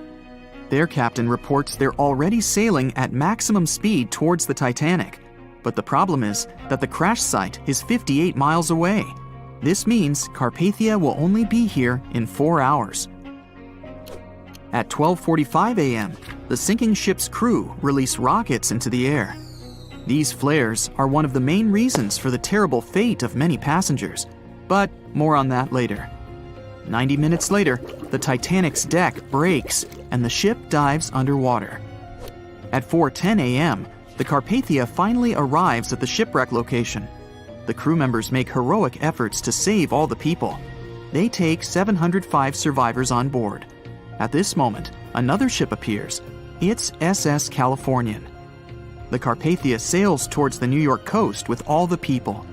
The Californian floats in search of passengers and finds nothing but wreckage. The ship was only a few miles away while the Titanic sank into the icy water. The Californian could have saved these people, but did nothing. Its captain, Stanley Lord, made one of the most terrible acts that a sailor can allow. He didn't help a sinking ship. When the world found out about all this, they detested Captain Lord. They couldn't bring charges against him, and the trial didn't punish him. But his career was ruined entirely, as no other ship company would hire him. Despite this, he never confessed he had been guilty. Before he passed away, the captain said it hadn't been his fault. If this was true, then what happened there? This brings us to the Californian version. It's the night of April 14th. The Californian is sailing in the cold waters of the North Atlantic. The ship gets into a section with a lot of icebergs. At 10:10 p.m., Captain Lord stops the ship. It's too dangerous to move around this area, as they can damage the hull. At 11 p.m., the ship starts drifting. It's impossible to move in such conditions with such poor visibility. The captain knows that the Titanic is coming here, so he orders the radio operator to warn the ship about the danger. Radio operator Evans turns on the receiver and tries to contact the Titanic. He spends about 30 minutes on it. The connection is finally established. At this moment, the Titanic radio operator is speaking with the mainland. Evans interrupts this conversation and tries to warn the ship about icebergs. The operator doesn't understand Evans' words. He's annoyed because Evans broke into the channel so brazenly. He shouts at Evans and cuts the connection. Tired, Evans turns off the receiver and informs his superiors about the incident. It's still a mystery how the captain reacted to this news. He probably thought the Titanic knew about the danger. He lets Evans go to bed. If Evans hadn't turned off the radio and waited 1 hour, he would have heard a distress signal from the Titanic. But you shouldn't blame him. At this point, he has no official reason to stay at the transmitter. Evans is too exhausted and can't fight drowsiness. So, Evans goes to bed. The Titanic begins to sink. Its captain sends a distress signal. The operator on board the Carpathia catches it, but the Californian doesn't, since the receiver is turned off. Captain Lord can't sleep. He feels that something is wrong. Meanwhile, the Titanic is rapidly sinking under the water. The captain gives the order to launch rockets into the air. And here is where one of the critical mistakes takes place. They release warning lights, but they are not red. The crew forgot to take red rockets on board for some reason, so they lit up the sky with a bright white light. If you need to send a distress signal, you need to release red lights. Captain Lord sees these lights, but doesn't perceive them as a cry for help. It can't be that there are no standard red rockets on such a massive ship as the Titanic. But, unfortunately, it can. Captain Lord thinks the Titanic is sailing away. Perhaps there is some unknown reason behind those white lights, but he doesn't really know. So, Captain Lord has no idea that the Titanic is sinking. He still decides to contact the ship, but this time, not through radio communication. Captain Lord doesn't wake up the radio operator and sends a signal to the Titanic through a signal lamp. It's important to understand that many old-school captains didn't take radio communication seriously. They didn't understand the value of this technology. That's why Captain Lord doesn't wake up Evans. He sends light signals, but the Titanic doesn't respond. Many survivors later mentioned seeing the flashing lights of the Californian, but there was nothing they could have done. The ship's crew doesn't hear their cries for help. At 2:20 a.m., the Titanic completely goes underwater. A little more than 2 hours later, radio operator Evans wakes up and turns the transmitter on. He hears many rescuers talking about the sunken ship. Evans understands everything. He reports this to the captain. At that moment, the Californian immediately heads to the wreck site. They meet Carpathia there. With the survivors on board, it sails towards New York. The Californian stays sailing and looking for people. They find nothing but wreckage. The Californian returns to the mainland. The news about the ship that could have saved the Titanic is spreading all over the country. The trial begins. Captain Stanley Lord and the crew tell their version. They say their ship had been standing still. Many people don't believe them, and some of the surviving passengers claim to have seen the Californian sailing by. Still, the judge declares them innocent. 1962. Captain Stanley Lord is a very old man. He calls a notary to confess something. The captain makes his last remark about this case. He swears he's not guilty. But if it wasn't the Californian sailing past the Titanic at that moment, then what? The Samson theory could answer that question for us. The sealing ship Samson is sailing in the cold waters of the North Atlantic. The crew aren't sleeping. They carefully study the surroundings, but not because they're afraid of icebergs. They're scared of meeting with the U.S. Coast Guard. The Samson ship's crew catch seals, which is illegal. At 12:45 a.m., Samson's captain sees white signal rockets. The team is sure it's the Coast Guard. They turn off the lights and sail away. It's dark, so they don't notice the sinking Titanic. They return to the coast of Iceland and hear about the disaster. They realize they have abandoned the drowning passengers. The nephew of one of Samson's crew members reads about this story in his uncle's diary. The nephew asks for permission to publish these recordings. All the people realize that Captain Lord wasn't guilty, but unfortunately, he didn't live to see this moment. Actually, it's still unknown who is guilty in this story. 2 ships were nearby the Titanic. Their captains were adequate people. They would have helped save all the passengers. Their fault was that they couldn't understand what the Titanic wanted on that dark night. Someone forgot to put red flares in the box. This small but fatal detail was one of the leading causes of the tragedy. The year was 1854, and the SS Arctic, the fastest passenger liner of its time, set out to cross the Atlantic. As it sailed through the misty veil, it slowly disappeared into the unknown. The Collins Line, an American shipping company, was started in 1818 and only began seriously trading in the transatlantic by 1835. Its steamships crossed the Atlantic from Liverpool to New York within just 10 days. Doesn't sound like a great speed today, I know, but back then, the same thing took other ships several weeks. Light on the water with their wooden hulls, powering through with a strong steam engine, Those steamships were the favorite choice for many high-profile people. What could go wrong with such an advanced ship, they thought. This reminds me of some other ship everyone believed to be unsinkable. But anyway, back to the Collins Line. It grew to be a serious contender on transatlantic routes, with only one other competitor, the Cunard's Line. It was a British company also aiming to be the main force through the Arctic Passage. In 1835, the company received a new ship that traveled to Liverpool and came back to New York with the largest cargo ever at that time. From then, the Collins Line was steadily growing. It seemed like there would only be future successes for it. Unfortunately, their lavish ships became costly to run with the amount of coal used. Massive power along with weak wooden hulls meant they needed many repairs after each voyage. So, every trip ended up being expensive. But since the ships were safe and had a great reputation, people were willing to pay the price, and the company was definitely not in crisis. They had achieved something no one had managed to do before them. Like I told you, their ships crossed the Atlantic in a whopping 10 days, and Edward Collins, the owner, was very determined to maintain the pace. Their 5 ships easily outran the Cunard's Line of only 3. With this great praise, it provided more attention. Though the Cunard's ships were slower with their iron hulls, they believed there was still profit, regardless of how slowly they sailed. Among Collins' ships, the Arctic, the third of them to be launched, was the largest, reaching 284 feet long, with 2 side-lever steam engines, each with 1,000 horsepower.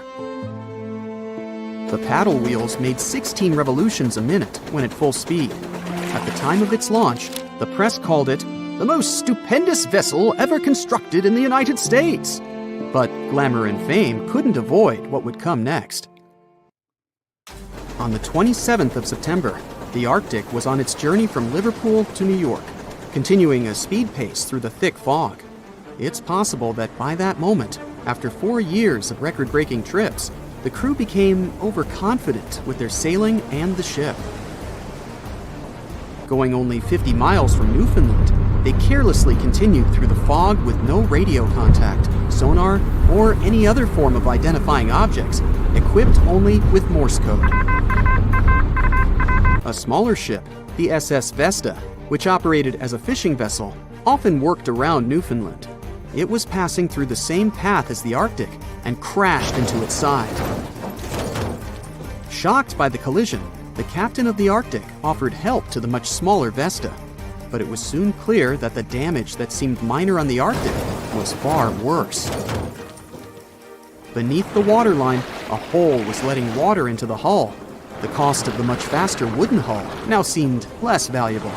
They steered toward land, trying to plug the holes, but they weren't doing so well, and the seawater continued to pour in, filling up higher and pushing the ship down.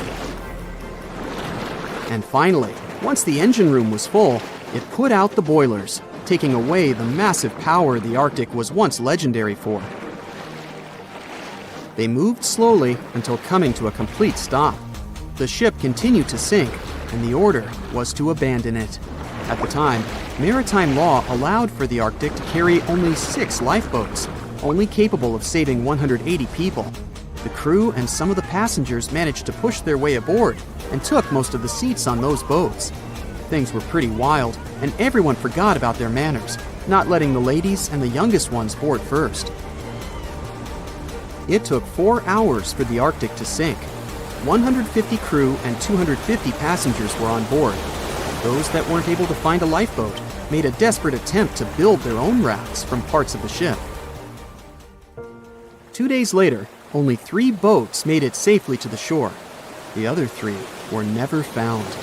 Believe it or not, the rescue party also saved some people that had been clinging to the wreckage for 2 days. Unlike the crew, the captain went down with the Arctic, but amazingly survived. He would be only one of 85 people that made it, out of the 400 on board. When the news arrived 2 weeks later, the public responded with great sadness to the losses. Great anger soon followed towards the poor safety measures in the crew. The press published demands to change the laws for more lifeboats. It only made sense to have enough for every person on board a ship. But they ignored those requests. This neglect would lead to more disasters in the future. Enough lifeboats would only come into maritime law some 60 years later, after the disaster of the Titanic. Edward Collins' wife and 2 children were also aboard the ship and didn't return. He was heartbroken, but didn't stop running his business. The Collins line still had a reputation to uphold, the biggest, fastest, and most luxurious on the Atlantic. Edward Collins would now build an even better ship than any other. It was named the Adriatic, and it was the largest ship in the world, 354 feet long. With 2 alternating steam engines that had never been built of this size. These steam engines at the time were at the height of engineering, though today you can only see them in models and toys. With the new addition of 2 masts, the Adriatic would also be able to sail if needed. Luckily, they made some lessons from the disaster of the Arctic. But before their new ship, the Adriatic, was built, another disaster had occurred. The sister ship of the Arctic had also sunk. They believed this second ship was desperate to stay in front of the Cunard's line and hit an iceberg somewhere during the race. This weird contest took the lives of 141 people. The desperation of Collins and his weakly built hulls pushed the company towards bankruptcy in 1858. The newly built Adriatic, costing over $1 million, had only made 1 voyage in the end. And even that voyage was considered a disaster. The ship collided with a tugboat. It still managed to finish its maiden voyage at a suitable time. After the company had gone bankrupt, they had to sell the ship for only $50,000. They removed the great giant engines, replacing them with only sails. Although it was once the greatest ship on the high seas, it was only 30 years later until it was abandoned, labeled irreparable, and anchored in a river. The other remaining ships were also sold and only used for parts. Edward Collins left the industry altogether, seeking work on dry land instead. As the Collins line was no longer in the mix, the Cunards would grow in strength. Without competition, they would win the Blue Ribbon for the next 30 years, and 180 years later, after producing hundreds of ships. They still have a constant presence on the seas as they provide transatlantic crossings, world voyages, and leisure cruises. To this day, the Cunard line is the only one to run ships between Europe and America, and it's great proof that it's not always the fastest that's the best.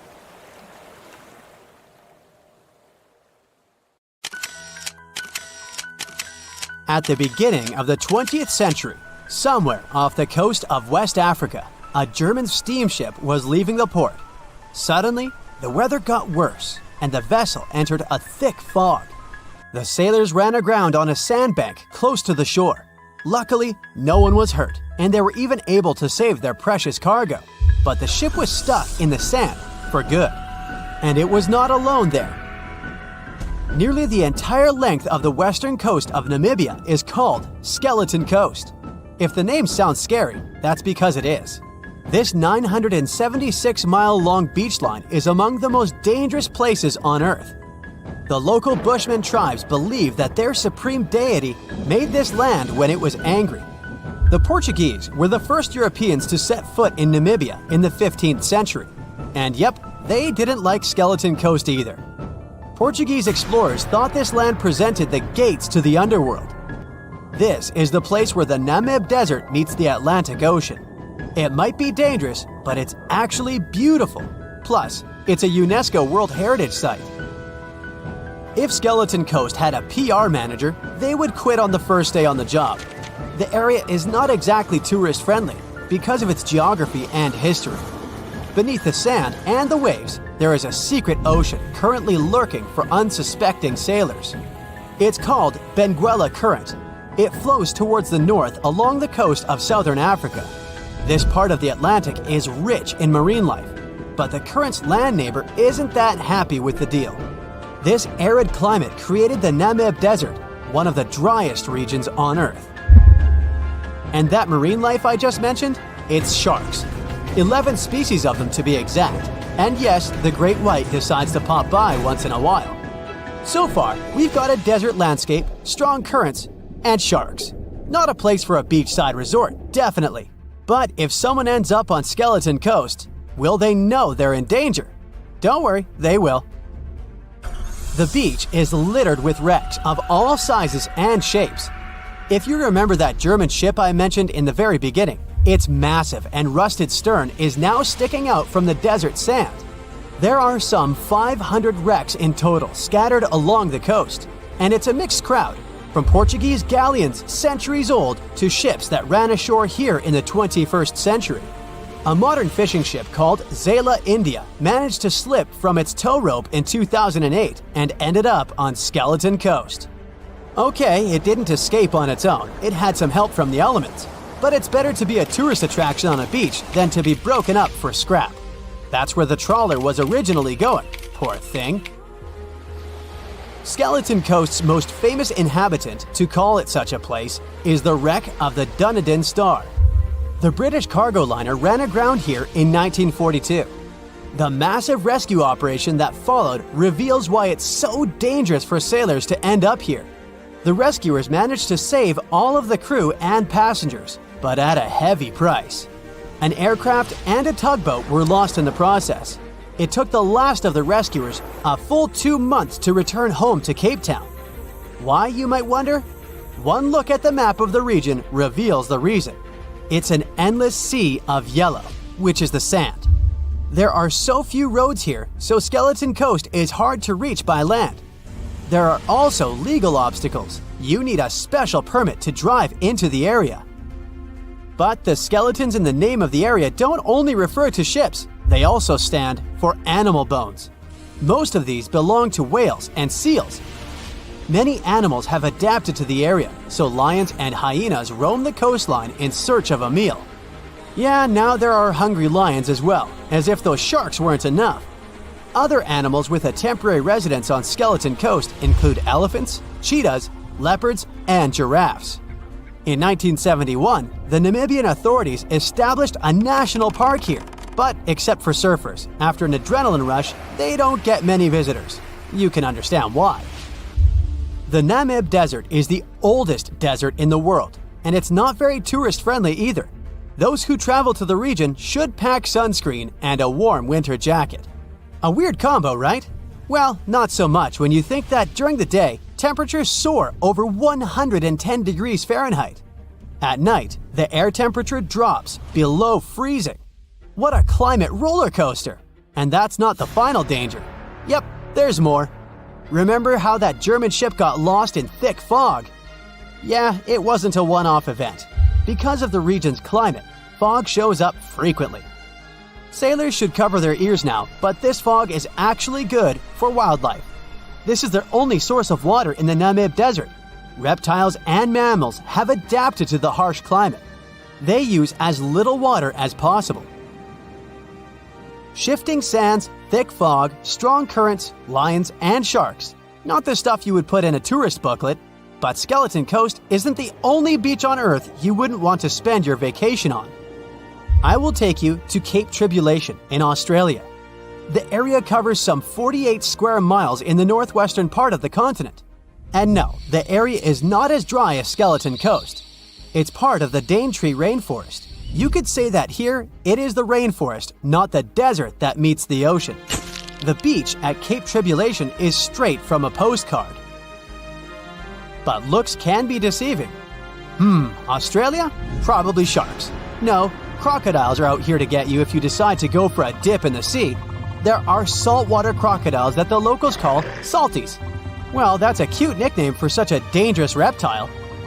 And it's not just them. The wildlife seems to have a beef with visitors. From October to June, the waters around Cape Tribulation are full of box jellyfish. Their venom affects the human cardiovascular system. When touched by a jellyfish out at sea, swimmers won't have enough time to reach land for help. Vinegar helps neutralize the sting, so you might want to keep a spare bottle in your luggage. Crocodiles and jellyfish sound dangerous, but there's one more animal you should look after. It's the wild boar. It might sound funny, but you won't laugh when you're being chased by one of these across the beach. 21 million wild boars live in Australia. They're mostly active at night, making it even more dangerous if they charge at you. The best defense is running in circles. Wild boars can't cut corners well. That's probably why we don't see many of them taking up careers as race drivers. Cape Tribulation has one last danger installed for you, and it's not an animal. Out here, even the trees are plotting against visitors. The stinging tree got its name for a reason. If you try to pick one of its beautiful red berries, it'll fight back. Its prickles are like tiny glass shards.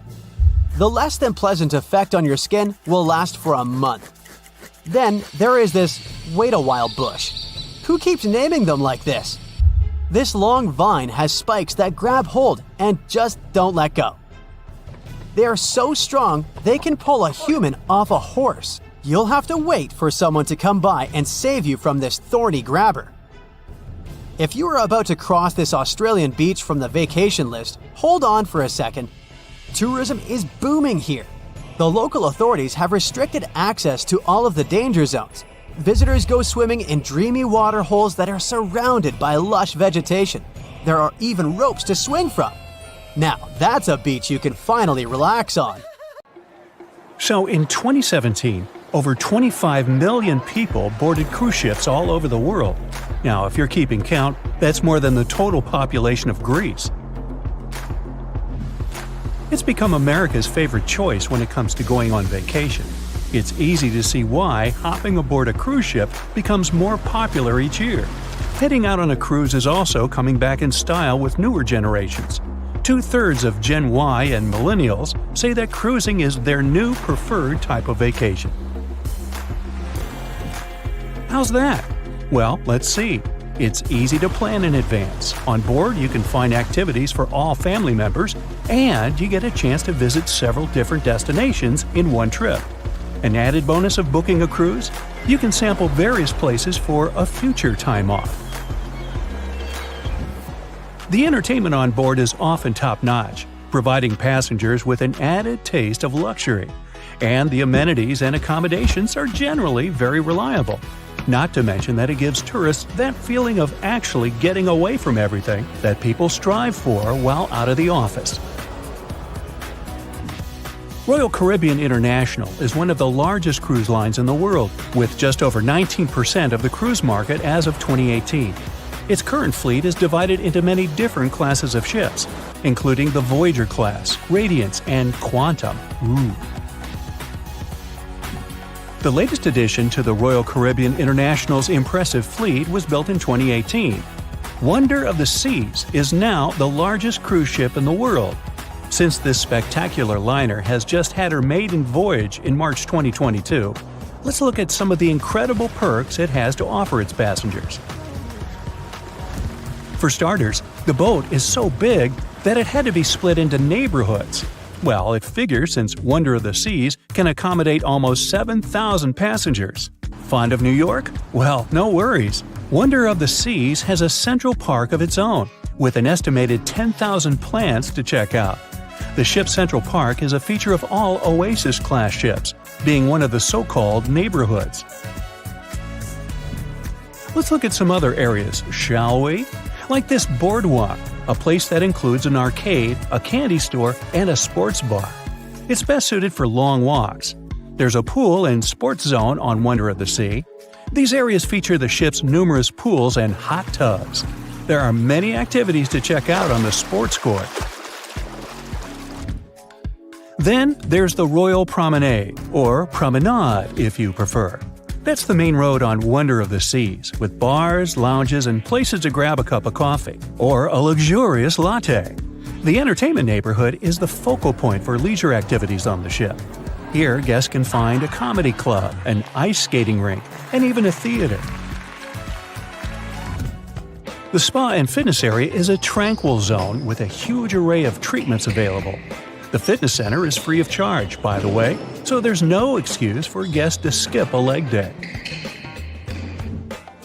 An extra eighth zone was added to Wonder of the Seas.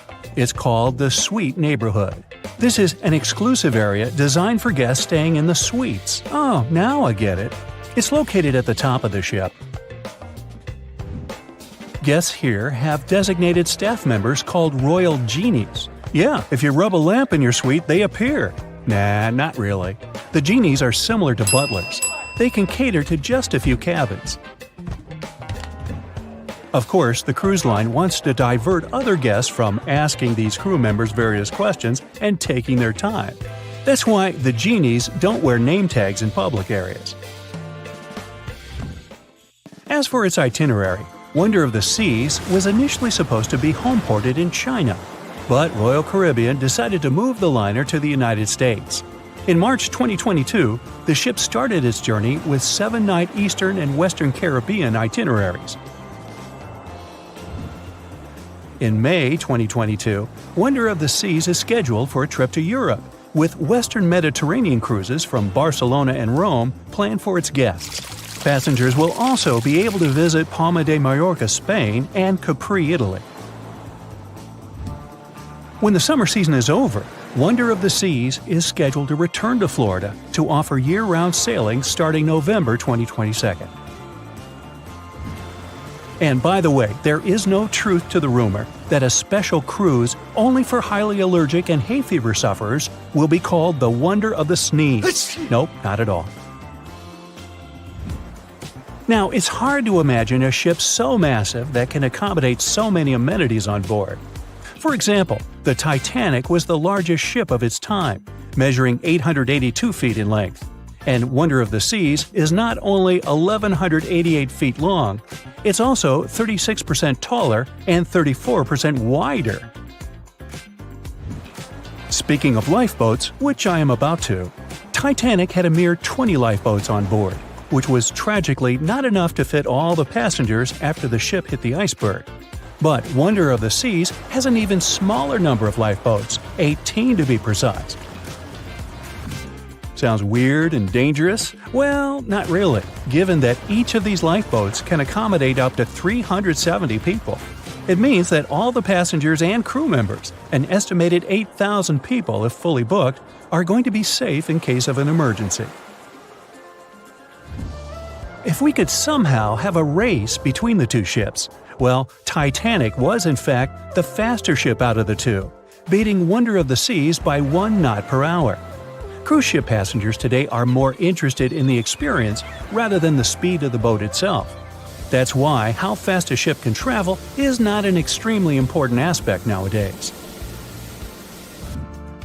In terms of costs, Titanic cost around $7.5 million at the time of its construction. It's the equivalent of about $200 million today.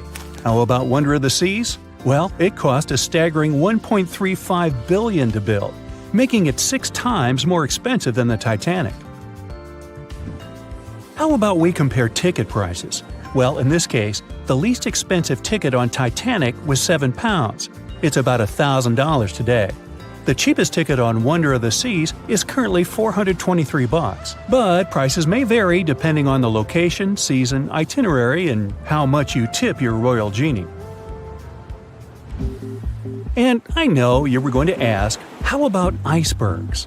Well, Titanic steamed in the frigid North Atlantic, where you had to be on the lookout for those. Wonder of the Seas will be cruising the balmy Caribbean, where the worst thing you can hit on is 17 and blackjack. Oops, busted. Anyway, set side by side with its other sisters from the Royal Caribbean fleet, Wonder of the Seas is equally as impressive. The company's earliest ships could host about 2,500 people. This included passengers and the staff. Such ships were Splendor of the Seas, Legend of the Seas, and the smallest of them all, Thumbelina of the Seas. No, wait, that should be Empress of the Seas. Oops, my bad. The largest ships in the company's fleet can now house about 9,000 people altogether. That's almost 3 times the size and capacity of the earlier liners. Wonder of the Seas is one of them, as well as Harmony of the Seas and Symphony of the Seas. Are you seeing a pattern here? Yep, if you ever encounter a ship with "of the seas" in its name, it's safe to assume it belongs to Royal Caribbean. But if it's a can of tuna, it might actually be chicken of the sea. Hey, I like tuna. Now, choosing between cruise ships based on their size is like wondering if you should visit your local museum or the Louvre in Paris. It all depends on your preferences. Some families prefer small settings. Others are fan of large spaces that can provide everything they need. Historically, it's equally as exciting how far we've come in terms of maritime transportation. The SS Royal William, for example, was the first boat to ever make a transatlantic voyage almost entirely steam-powered in 1833. And it was a mere 160 feet long and could house roughly 155 passengers. And if the seas were calm, then they were housed less roughly. Similarly, the first modern megaship in the world was the MS Sovereign of the Seas. Launched in 1987, it was only 888 feet long and could carry a little under 3,000 passengers. Size and capacity are not the single improvements added to newer cruise ships out there. Recent technological developments in artificial intelligence and facial recognition have allowed cruise operators to ensure faster, smoother boarding for passengers. If, in the past, it took from 60 to 90 minutes for all passengers to board a ship, nowadays, cruise ship operators manage to get people comfortably settled in less than 15 minutes. Now, I'm sure you're already eager to book a ticket, but let's look into some of the more interesting activities you can try on board Wonder of the Seas.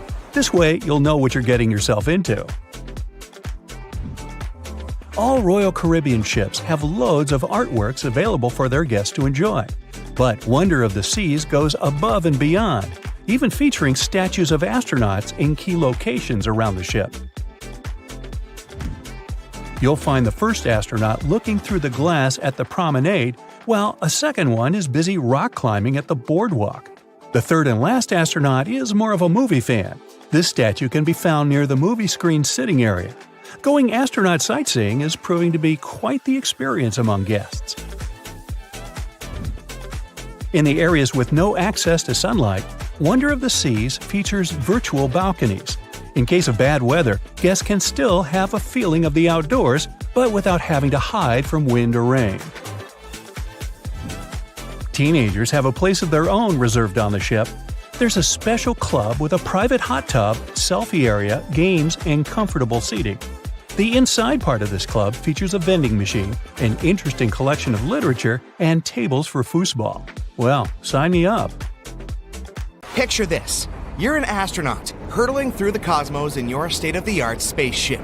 But suddenly, you notice that you're running out of fuel. What are you going to do? Trapped in the middle of space. It's hardly like there's a floating gas station. The good news is that you're not going to get completely stuck. A spaceship will never actually stop after running out of fuel. All because there's basically no atmosphere in space. That's where the popular phrase, "in space, no one can hear you scream," comes from. Sound travels through the vibration of teeny tiny atoms and molecules. In space, where there is no air, there's simply no way for sound to travel. It's the same for our spaceship. Because there's no air, there's also a complete lack of air resistance. Those tiny particles that do exist in space are way too small to reduce the spacecraft's momentum or drag it back.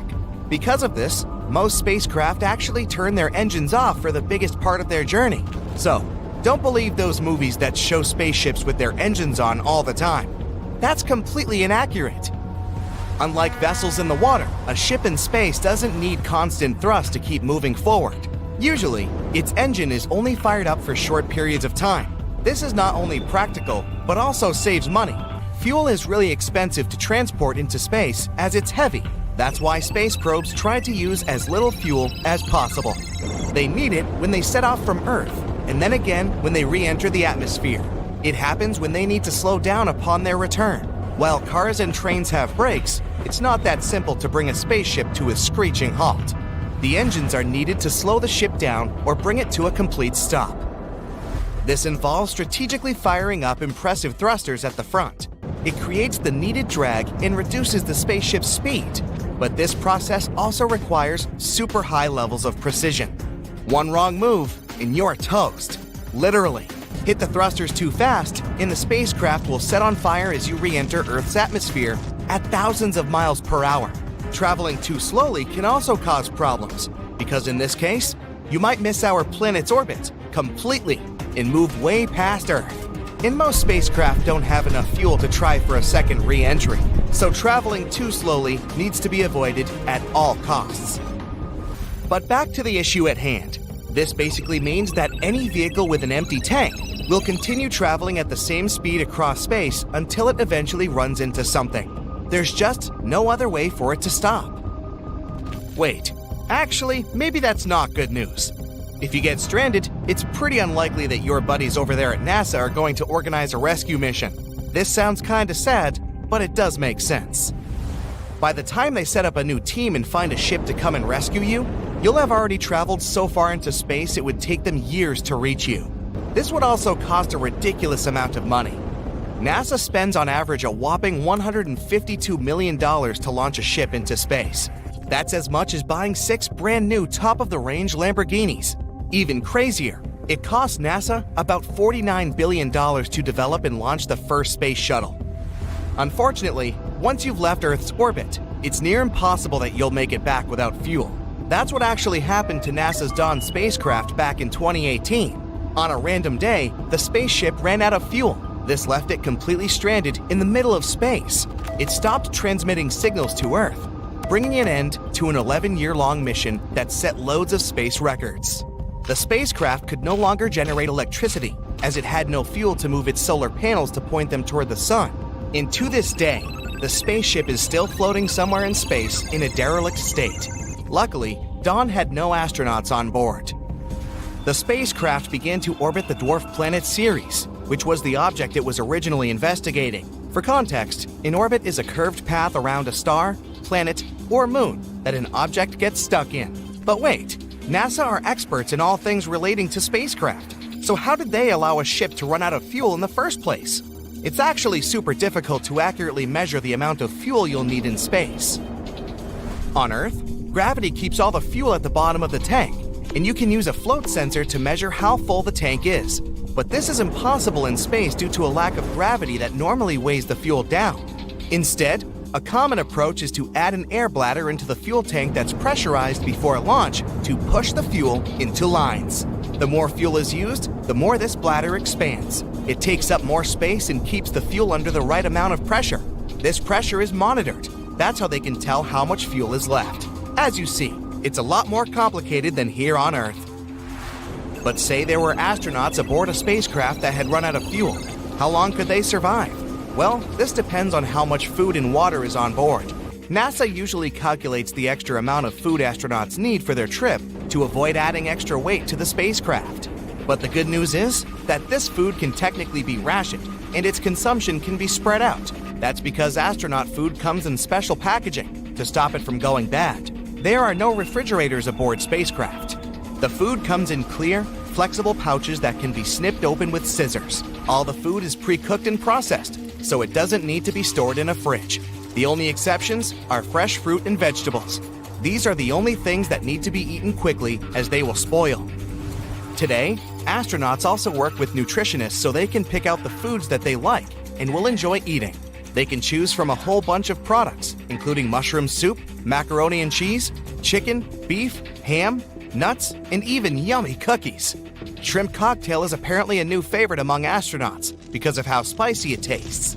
Flavored drinks also come in powdered form, just like the Kool-Aid or instant coffee packets you have sitting in your kitchen cupboard. Interestingly, astronauts often report not feeling hungry in space, so it may be easier than you'd think to ration the food. But even if you can make your food last, what about water? Transporting anything into space costs a lot, and water is quite heavy, so it costs even more to transport. For this reason, tanks of water can't be constantly shipped up to space. Instead, astronauts have a really complex water system. It squeezes every last drop of safe and available liquid out of the environment. This involves recycling used water. It means that our buddies in space drink water that's been filtered from old shower water. Their breath the spaceship's fuel cells, sweat, and so on. But don't worry, such water is safe to drink, and it's actually even better than most drinking water that comes out of taps in the US. The water on a spacecraft first goes through a bunch of filters, starting with one that removes particles and debris. Then it passes through multi-filtration beds, containing clever substances that remove impurities. The final stage gets rid of harmful compounds and destroys nasty bacteria and viruses. There are also water reserves in case of emergency. For example, the International Space Station keeps around 530 gallons of water in its reserves, just in case. But what about the air supply? The primary source of oxygen on spacecraft comes from something called water electrolysis. This is an amazing system that uses electricity from the craft's solar panels to split water into hydrogen and oxygen gas. But as we saw with NASA's Dawn, without electricity, it's pretty difficult to aim the solar panels at the sun, which means that the oxygen system would likely shut down. There is some oxygen stored in a pressurized storage tank, though. This is a backup supply designed for emergencies, so it's not all bad news. Ships have been around for at least 6,000 years, dating back to ancient Egypt. I wasn't around then. In the beginning, they were used for business purposes only, mostly trading and exploring. Ships as an attraction only became a thing a bit over 100 years ago. You might think it was the infamous Titanic, but you'd be wrong. The first cruise ship that took passengers on a voyage was a German ship called Prinzessin Victoria Luisa. It was launched in 1900 and served for 6 years. Of course, now they are more advanced and last longer, around 30 years. After that use-by date, it's no longer safe to travel due to metal fatigue, most often of the ship's hull. So, since ships don't have too long of a lifespan, it makes sense to build them big. I mean big, so they can accommodate as many passengers as possible. Your average cruise ship is 1,000 feet in length, or approximately 3 times as big as a football field. They're also tall enough to require elevators. They're also filled with different facilities, like restaurants, pools, and many other fun activities. Right now, the biggest cruise ship in the world is called Wonder of the Seas. It's 1,187 feet long, has 18 decks, and can host almost 7,000 non-crew passengers.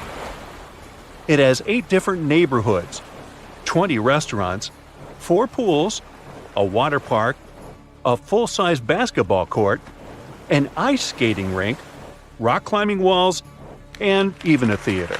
So it's basically a floating city. Some people are permanent cruise ship residents. There's a luxury ocean liner called the World that offers permanent residence to 165 people.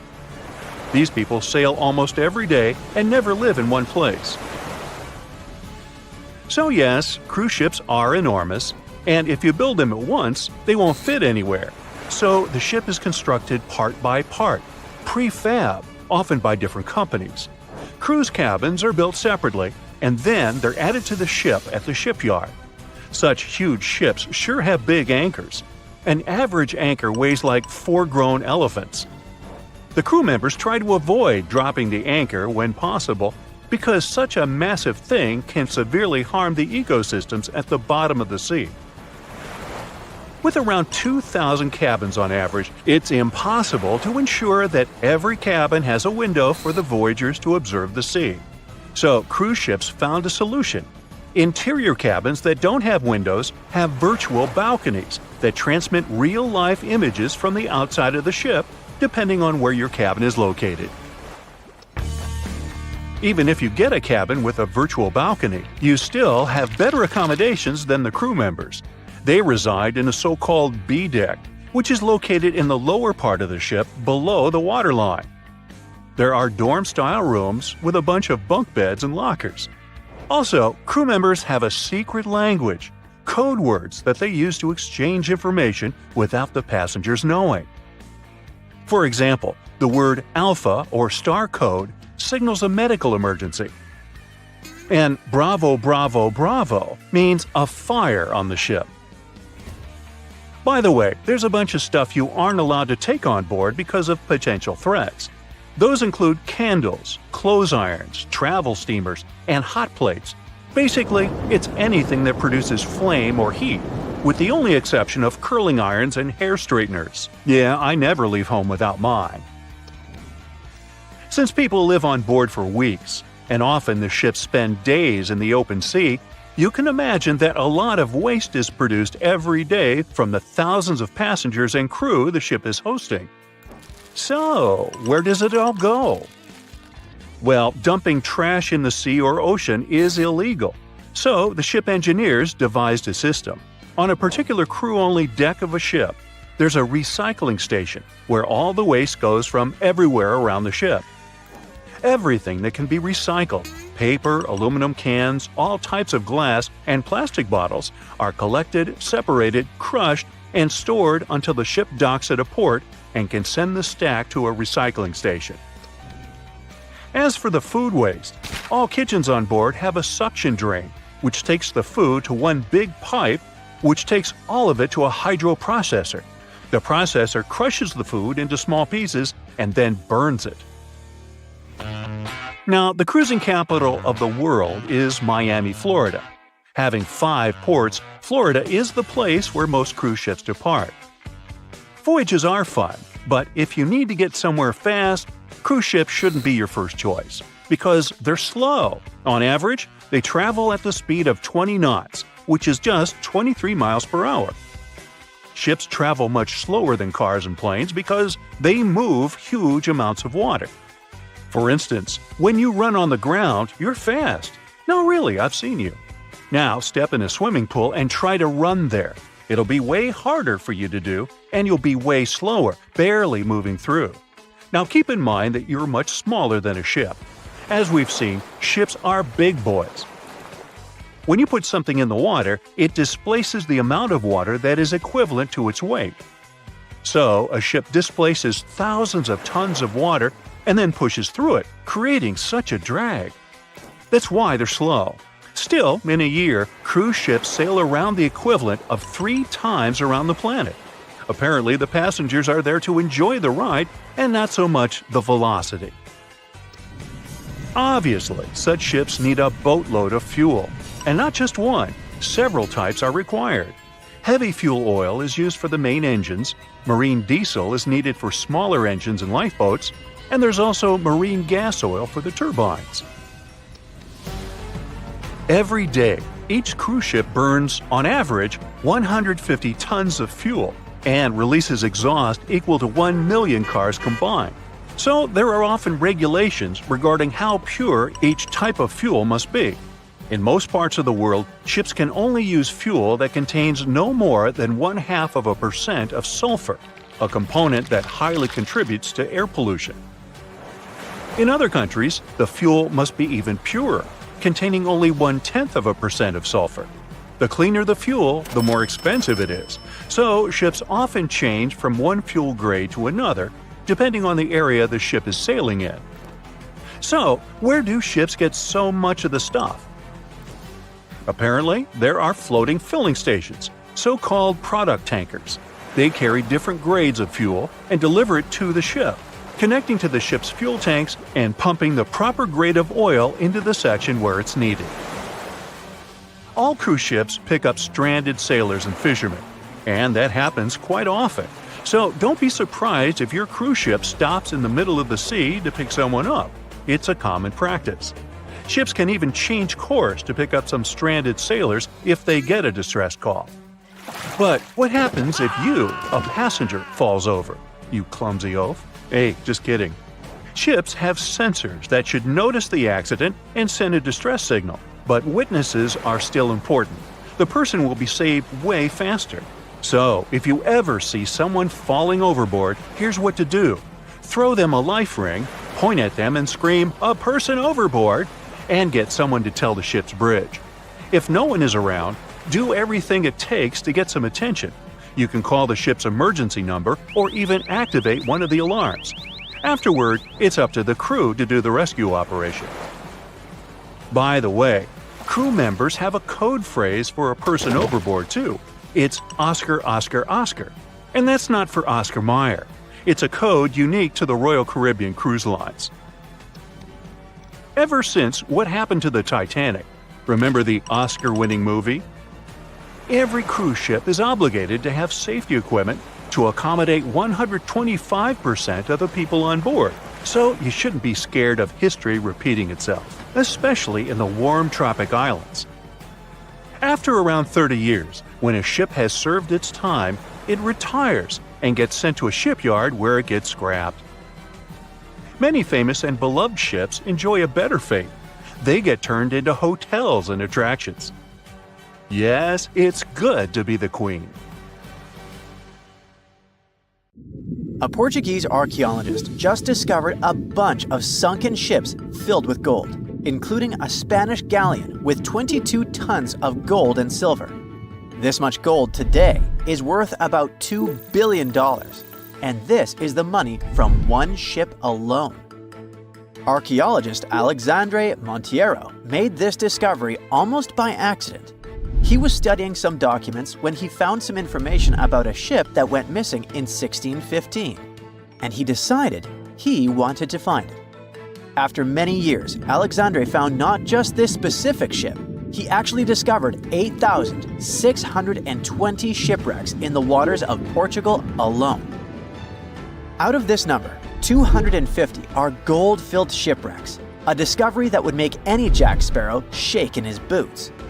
Most of these ships went down for boring reasons like the weather, but sometimes they were destroyed in battles, which may or may not have been super epic. They were carrying gold and other treasures from the New World to Europe, and of course, everyone wanted a share. Alexandre had been studying historical shipwrecks for 30 years now, so he has discovered many ships that went down in somewhat glorious ways. In 1816, for example, a ship of one of the richest men in Portugal sank in Australia, with an insane amount of 66,000 silver coins. This was the first ship from Portugal to ever plunge in the waters of Australia. The bad news is that these ancient sunken vessels, filled with riches and epic stories, are not so easy to reach. They're deep down in the ocean and covered by sand. You could still try, but that would be stealing part of a country's history. And you wouldn't want to be that person, would you? Naturally, Portugal was not the only country that explored the seas back then. The coast of Europe is packed with sunken ships filled with gold. In fact, there are about 1 million historical shipwrecks underwater right now, and the treasures abandoned under the sea might be worth around $60 billion. It's an insane amount of money, but let me tell you that these gold-filled sunken ships aren't really worth the hassle. There are many stories of maritime treasure discoveries that turned into insane lawsuits and even long jail time. Our first story starts in 1746, when a violent storm crashed a ship called Prince de Conti near an island in Brittany. The ship was filled with tea, ceramics, and 100 gold ingots.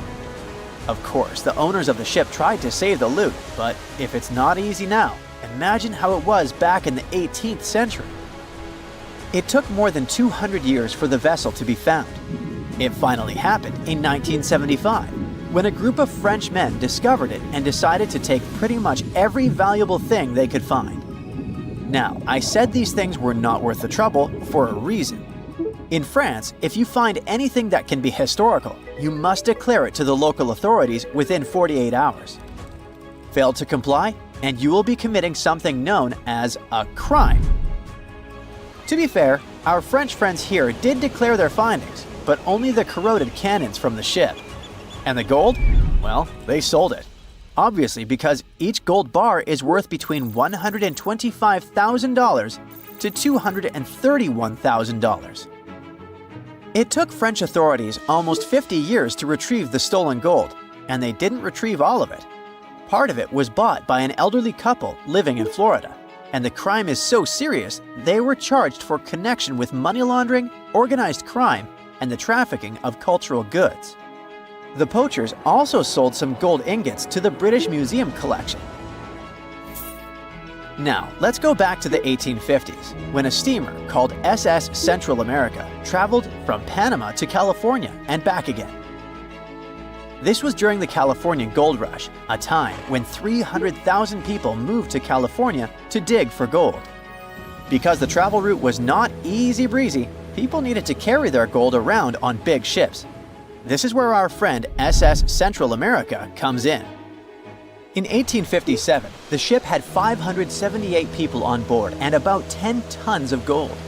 Very few survived, and around $100 to $150 million in gold went down with the ship. All of this explains why in 1988, a group of investors from Columbus decided to finance a research project to find this ship. The research was led by a guy named Tommy Thompson. Tommy was really crazy about the idea of finding this sunken ship filled with gold.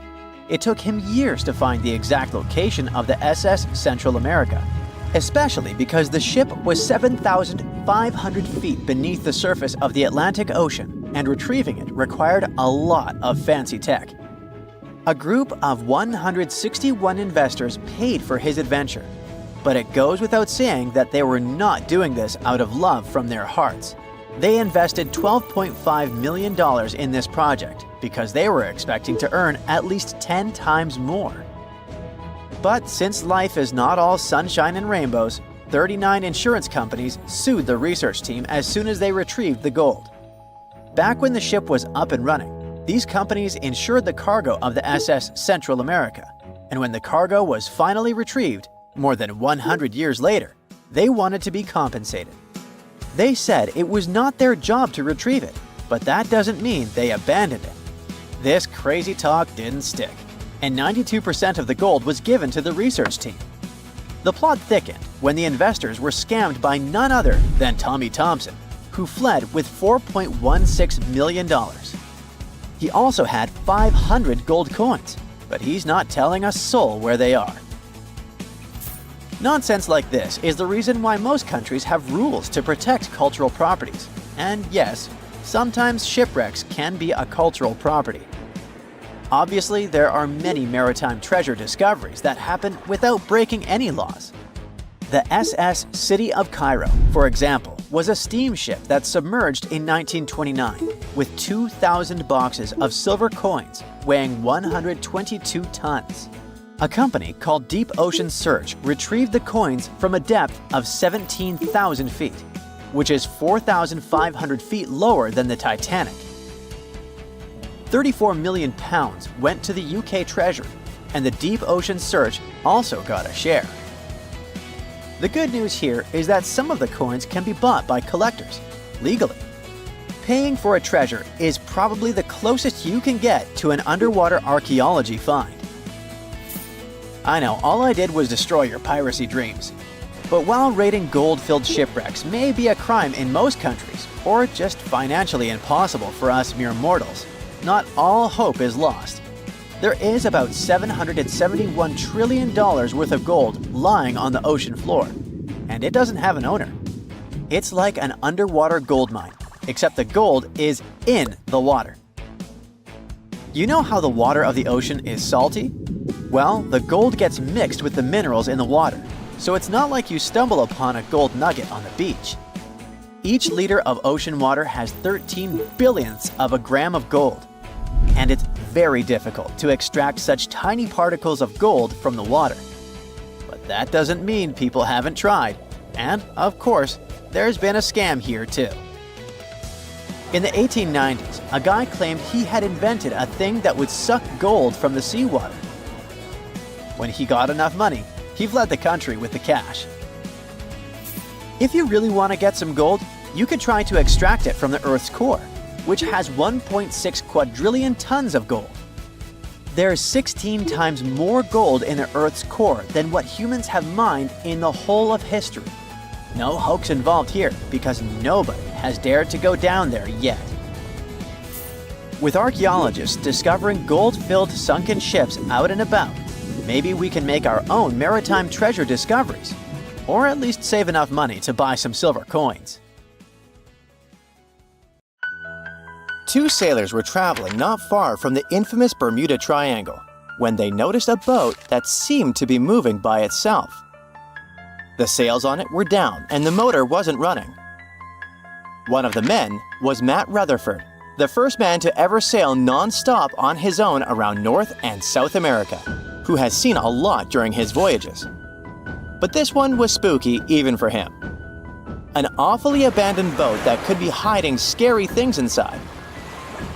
Rutherford still decided to approach and inspect the vessel to see if there was someone aboard who needed help. This story happened in 2013, but the sailors waited for 10 years before they published the footage. The ghost ship, which turned out to be named Wolfhound, looked like an upscale one, and it probably cost hundreds of thousands of dollars. It seemed like whoever abandoned it was leaving in a rush. There were clothes and other personal belongings all over the main cabin. Some parts of the ceiling had fallen and some drawers had popped open. Rutherford was afraid to open doors in cabins, so he carefully searched the boat step by step, and luckily found no people who would need help. The sailors decided to tow the ghost ship back to Bermuda. It wasn't easy because Wolfhound was bigger and heavier than their boat. After days at sea, the crew was running low on fuel and asked a passing freighter to stop and give them some gas.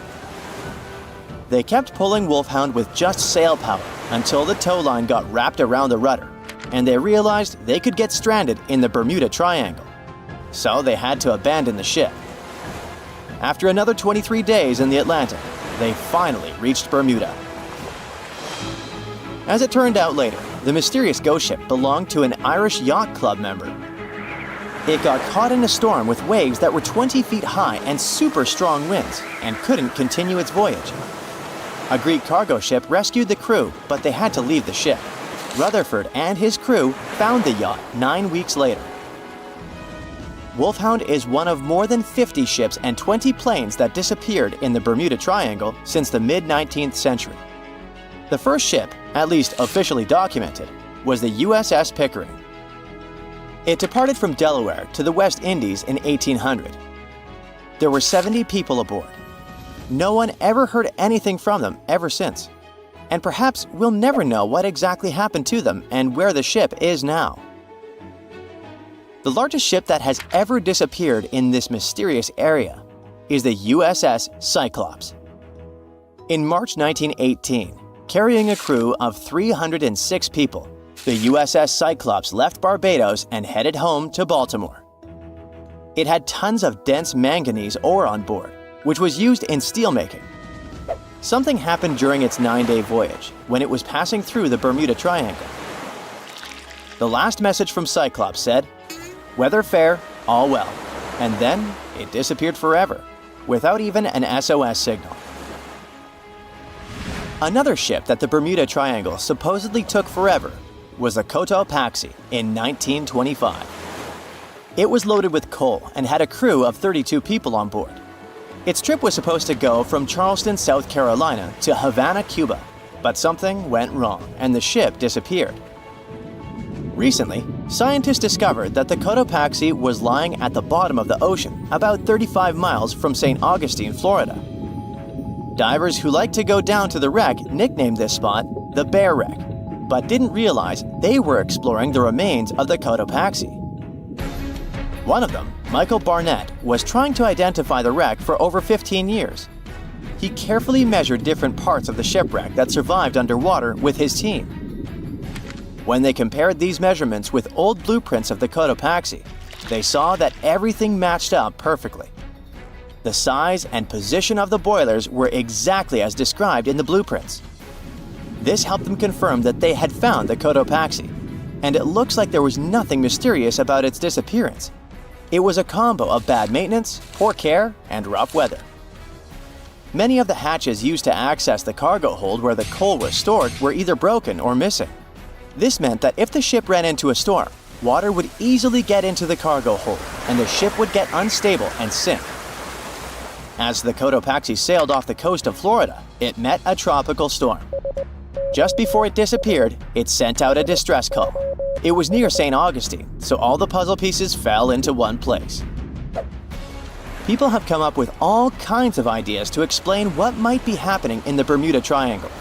The wildest one is that spaceships from other planets are taking these ships and planes away. Or maybe it has something to do with the lost city of Atlantis, a legendary underwater city. But there are also more rational explanations, such as the fact that this area often has wild and unpredictable weather, with sudden storms and water spouts. For hundreds and hundreds of years, sailors have told stories about giant rogue waves that seem to come out of nowhere in the open ocean. It sounded like a tale in the past, but in the last 20 years, satellites have spotted these freak waves, some of them reaching over 100 feet tall. Storms from the Gulf of Mexico can hit the Bermuda Triangle area and create such rough and unpredictable waves. Scientists built a model of the USS Cyclops and put it in a wave simulator. They say that even a rogue wave 50 feet tall would be enough to flip over that ship. It had a flat bottom and was less stable and more likely to tip. There are also lots of hills and deep valleys on the ocean floor, which can be dangerous if a ship isn't navigating carefully. Sometimes things can go wrong with engines, communication systems, or other equipment. If a plane or ship has a mechanical problem far from land, it can be really hard to get help quickly, especially if rescue teams are far away. The Bermuda Triangle also has magnetic anomalies, so in some parts of it, the compass might point in the wrong direction. And then there are human mistakes, like misjudging distances, making wrong turns, or not listening carefully to directions. This is what happened to Flight 19, a group of planes that went missing. The leader of the flight, Lieutenant Charles Taylor, decided to fly into bad weather without all the equipment they needed. He was also tired, so it was really hard for him to make good decisions. Disappearances in the Bermuda Triangle don't really happen more often than in other parts of the Atlantic Ocean, where a lot of ships and planes travel. They just attract more attention and talks. You still won't find the Bermuda Triangle on any map, and it doesn't have official borders. So we might never be able to solve its mystery because we can't be sure it even exists. But maybe we need to be worried about another Bermuda Triangle, the one up in space. This space triangle doesn't make things completely disappear, but it messes with the equipment on the spacecraft, causing glitches and makes things stop working for a while. The Bermuda Triangle of Space, which is more officially known as the South Atlantic Anomaly, is a unique area above the Earth that stretches over parts of South America and Africa, from Chile all the way to Zimbabwe. It sits right where a part of Earth's magnetic shield is weaker than usual. When a satellite passes through this area, thousands of high-energy particles, especially protons, hit every square inch of it every second. To keep satellites safe from this radiation, space agencies often put them in sleep mode when they pass through the SAA.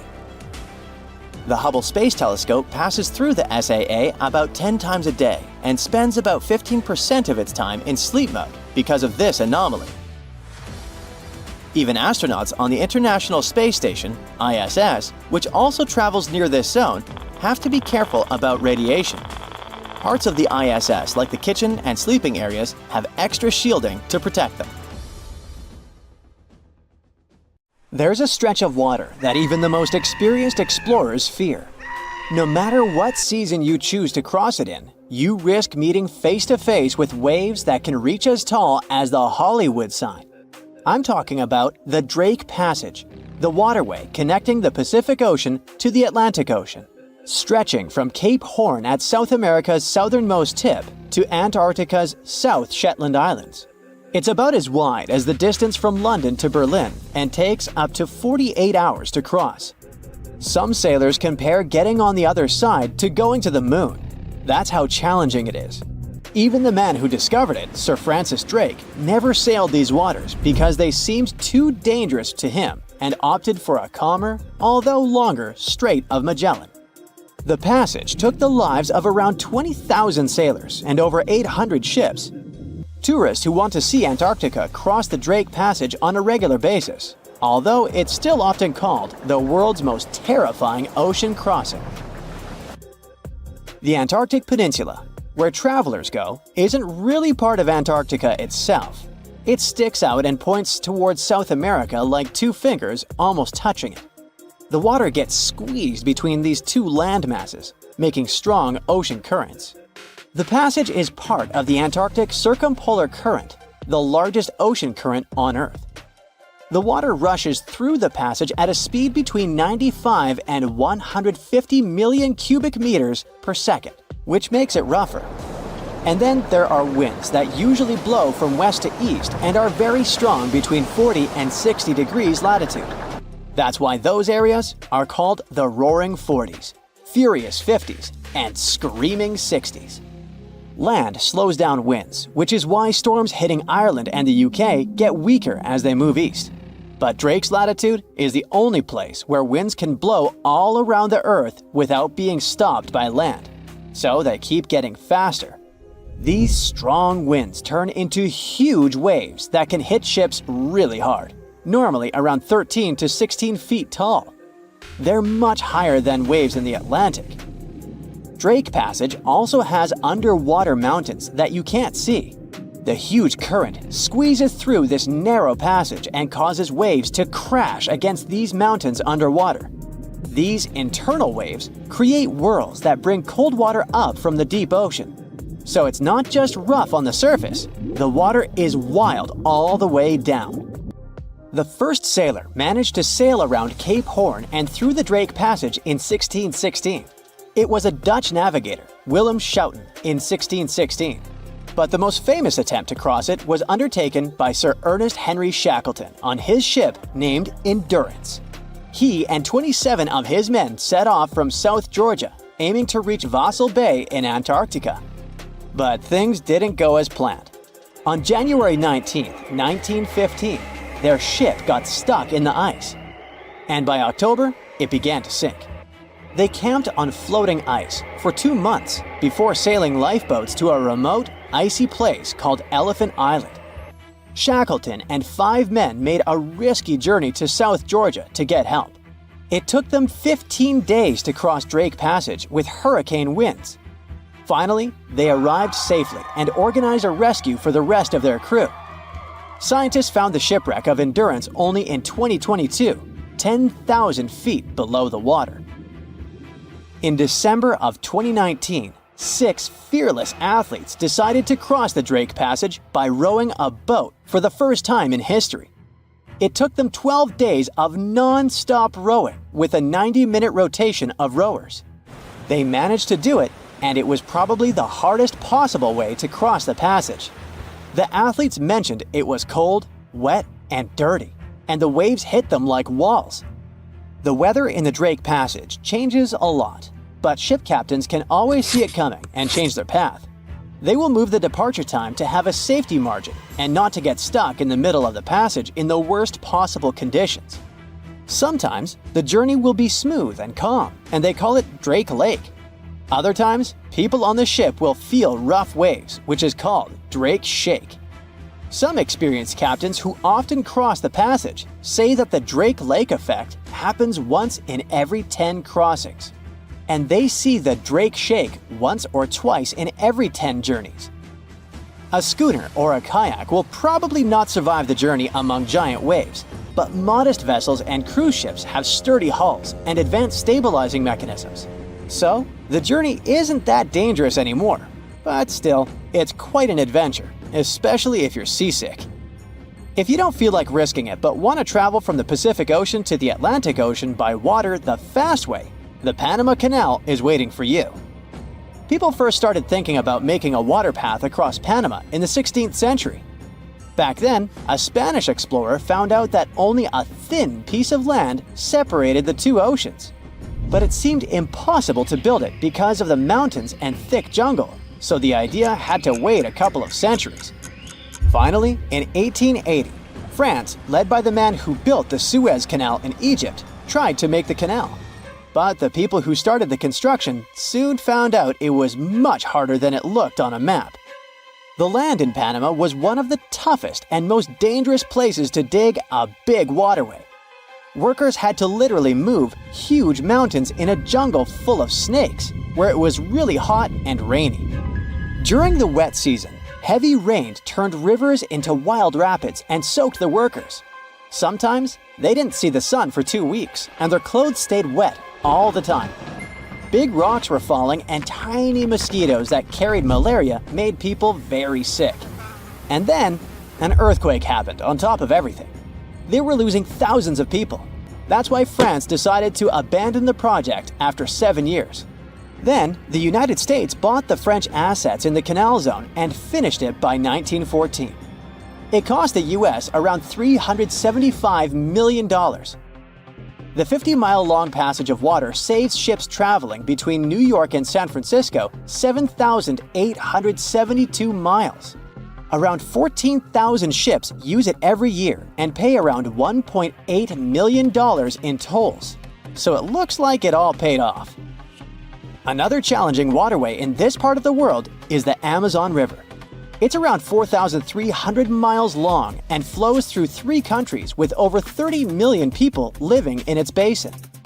But there isn't a single bridge across it.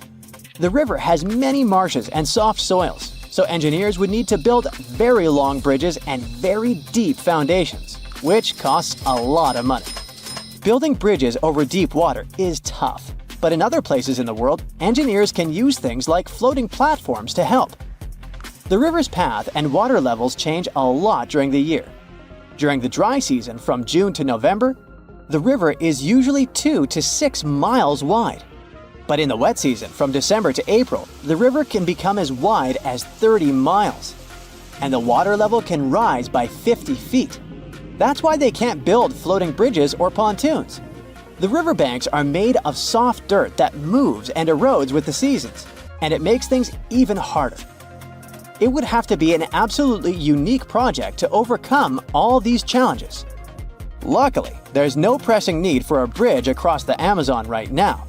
The river mostly goes through areas that are sparsely populated, so there aren't so many major roads to be connected by bridges. Cruise ships. Amazing views, exotic destinations. What more could you ask for? While cruising on a megaship is usually super safe, it's good to know some of the secret codes they use on board. One of the scariest things you might hear is Code Red. That means there's a virus running rampant on the ship, and they need to do a serious deep clean. Sick passengers are stuck in their cabins until further notice. But the only announcement that might give you chills is Operation Rising Star, which means a passenger has passed away. On a lighter note, Operation Bright Star, not to be confused with Brightside, refers to a less critical medical emergency. If you hear PVI, that stands for a public vomiting incident. Yep, you heard that right. Some cruise lines have their own versions of this and just yell Purell, Purell, Purell to get the crew moving. There are tons of codes to keep track of, and let's be real, it's hard to remember them all, especially if you're not cruising all the time. So, here's a quick tip. If there's a fire or other emergency, you'll hear a general alarm bell. That means 7 or more short blasts of the ship's whistle, followed by 1 long blast. That's your cue to head to the muster station. Cruise ships are packed with unexpected features that many folks, especially first-timers, might not realize. Some of these floating hotels are massive, almost like small cities. While it's pretty easy to get the hang of all the fun stuff, think water parks, tattoo shops, and tons of dining options, there's also a whole hidden world below the decks that remains a bit of a mystery. So in most cases, there's a morgue, which makes sense as you never know when you hear Operation Rising Star. With millions of passengers cruising every year, it's sadly not uncommon for people to pass away on board. Because of this, many ships are equipped with a morgue and extra body bags just in case. Usually found on the lowest deck, the morgue is a small, stainless steel room that can hold anywhere from 2 to 10 bodies, depending on the ship's size. If someone dies, the ship's staff will alert the authorities back on land. A medical team will check things out and then move the body to the morgue until arrangements can be made. Typically, the body is taken off at the next port, but sometimes it stays on board until the cruise wraps up. Okay, and what if there's a real criminal aboard? Spoiler alert, you won't find any police on a cruise ship. but most of them still have a small jail, often called the brig. If passengers get a bit too rowdy and breach the cruise line's rules, the security team might just lock them up for a while. Yeah, it's not an official jail, it's more like a detention center. Cruise ships are fantastic for socializing, but sometimes you just want a quiet spot to relax and recharge. Luckily, there are plenty of secret hideaways on even the biggest ships where you can find your peace and soak in the views. To start, aim for the forward or aft ends of the ship. These areas are usually less crowded. You'll find cozy deck chairs, hot tubs, and maybe even the space to yourself. Check out the ship's daily schedule to spot activity-free lounges. For instance, the observation lounge might be empty during certain hours, and many ship libraries are perfect for a peaceful nap. On Seabourn, try the aft pool and hot tubs on Deck 5 for serene ocean views. Carnival ships have hidden forward decks where you can enjoy captain-like vistas. Royal Caribbean's Oasis-class ships have a track area at the back where you can relax while watching joggers.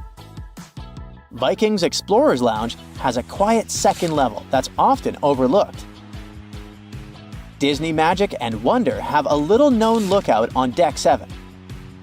While Silversea's Silver Origin features a stargazing platform perfect for night sky watching. Royal Caribbean's helipads and Carnival's Deck 5 Lanai hot tubs are also great gems for some sunshine and tranquility. Now, when you think of pirates, images of Captain Jack Sparrow likely come to mind. Sure, there was media hype around Somali pirates, but are they still a problem? Not exactly. But even so, passengers on cruise ships traveling through high-risk areas near the Horn of Africa can be briefed on what to do if pirates attack. To keep things safe, outdoor activities must be shut down after dark. Cabin lights are better to be dimmed, and passengers are normally told to stay inside their rooms if warned of a potential attack. Despite this, the risk to cruise ships remains low. There's never been a successful attack on one. Anyway, experts admit that it's quite challenging to identify threats in these vast waters. While small pirate boats might be faster, larger cruise ships can usually outrun them and have structural features that resist boarding attempts. Measures like razor wire and fire hoses are among the defenses cruise lines employ to keep passengers safe. Though cruise lines stay tight-lipped about their specific strategies, ensuring passenger safety remains their top priority. Also, when you board your cruise ship, there are some key terms you should know about the layout. The front is called the forward, and the back is the aft. You'll find staterooms on both sides and in between, each with its own perks. Forward staterooms offer fantastic views, letting you enjoy the scenery just like the captain at the bridge as you sail into port. These rooms often have a bit more space thanks to the ship's angled shape. However, keep in mind that they experience more motion from winds and waves, which some cruisers love. While forward verandas are rare and can be windswept, the ocean view staterooms here often feature bigger windows for amazing vistas. On the flip side, aft staterooms provide stunning views of the ship's wake and great sights as you leave port. These rooms also typically have larger verandas, sometimes L-shaped, perfect for relaxing. Many dining options are also found towards the aft, making mealtime convenient. Just know that these rooms can be a bit further from elevators, requiring some extra walking. Don't forget to check the ship's deck plan before booking. If noise is a concern, avoid staterooms near busy areas. And finally, higher decks are usually pricier but offer better views and access to pool decks. Hey, you know how I-95 is one of the most crowded highways in the US? Well, there's also an I-95 on cruise ships, but it's just a hallway. This I-95 is down on Deck 0, and that's where the crew is hustling away under your feet. It's the crew's lifeline, where they do their laundry, hit up the nurse if needed, transfer your luggage, and sneak back into their tiny cabins for a breather. Now, if you romanticize working on a ship, let me try to talk you out of it, especially if you're into food. You won't be treated for leftover stuff. These are just rumors circulating online. It's true that the food isn't as luxurious as for passengers, but it's still quite okay.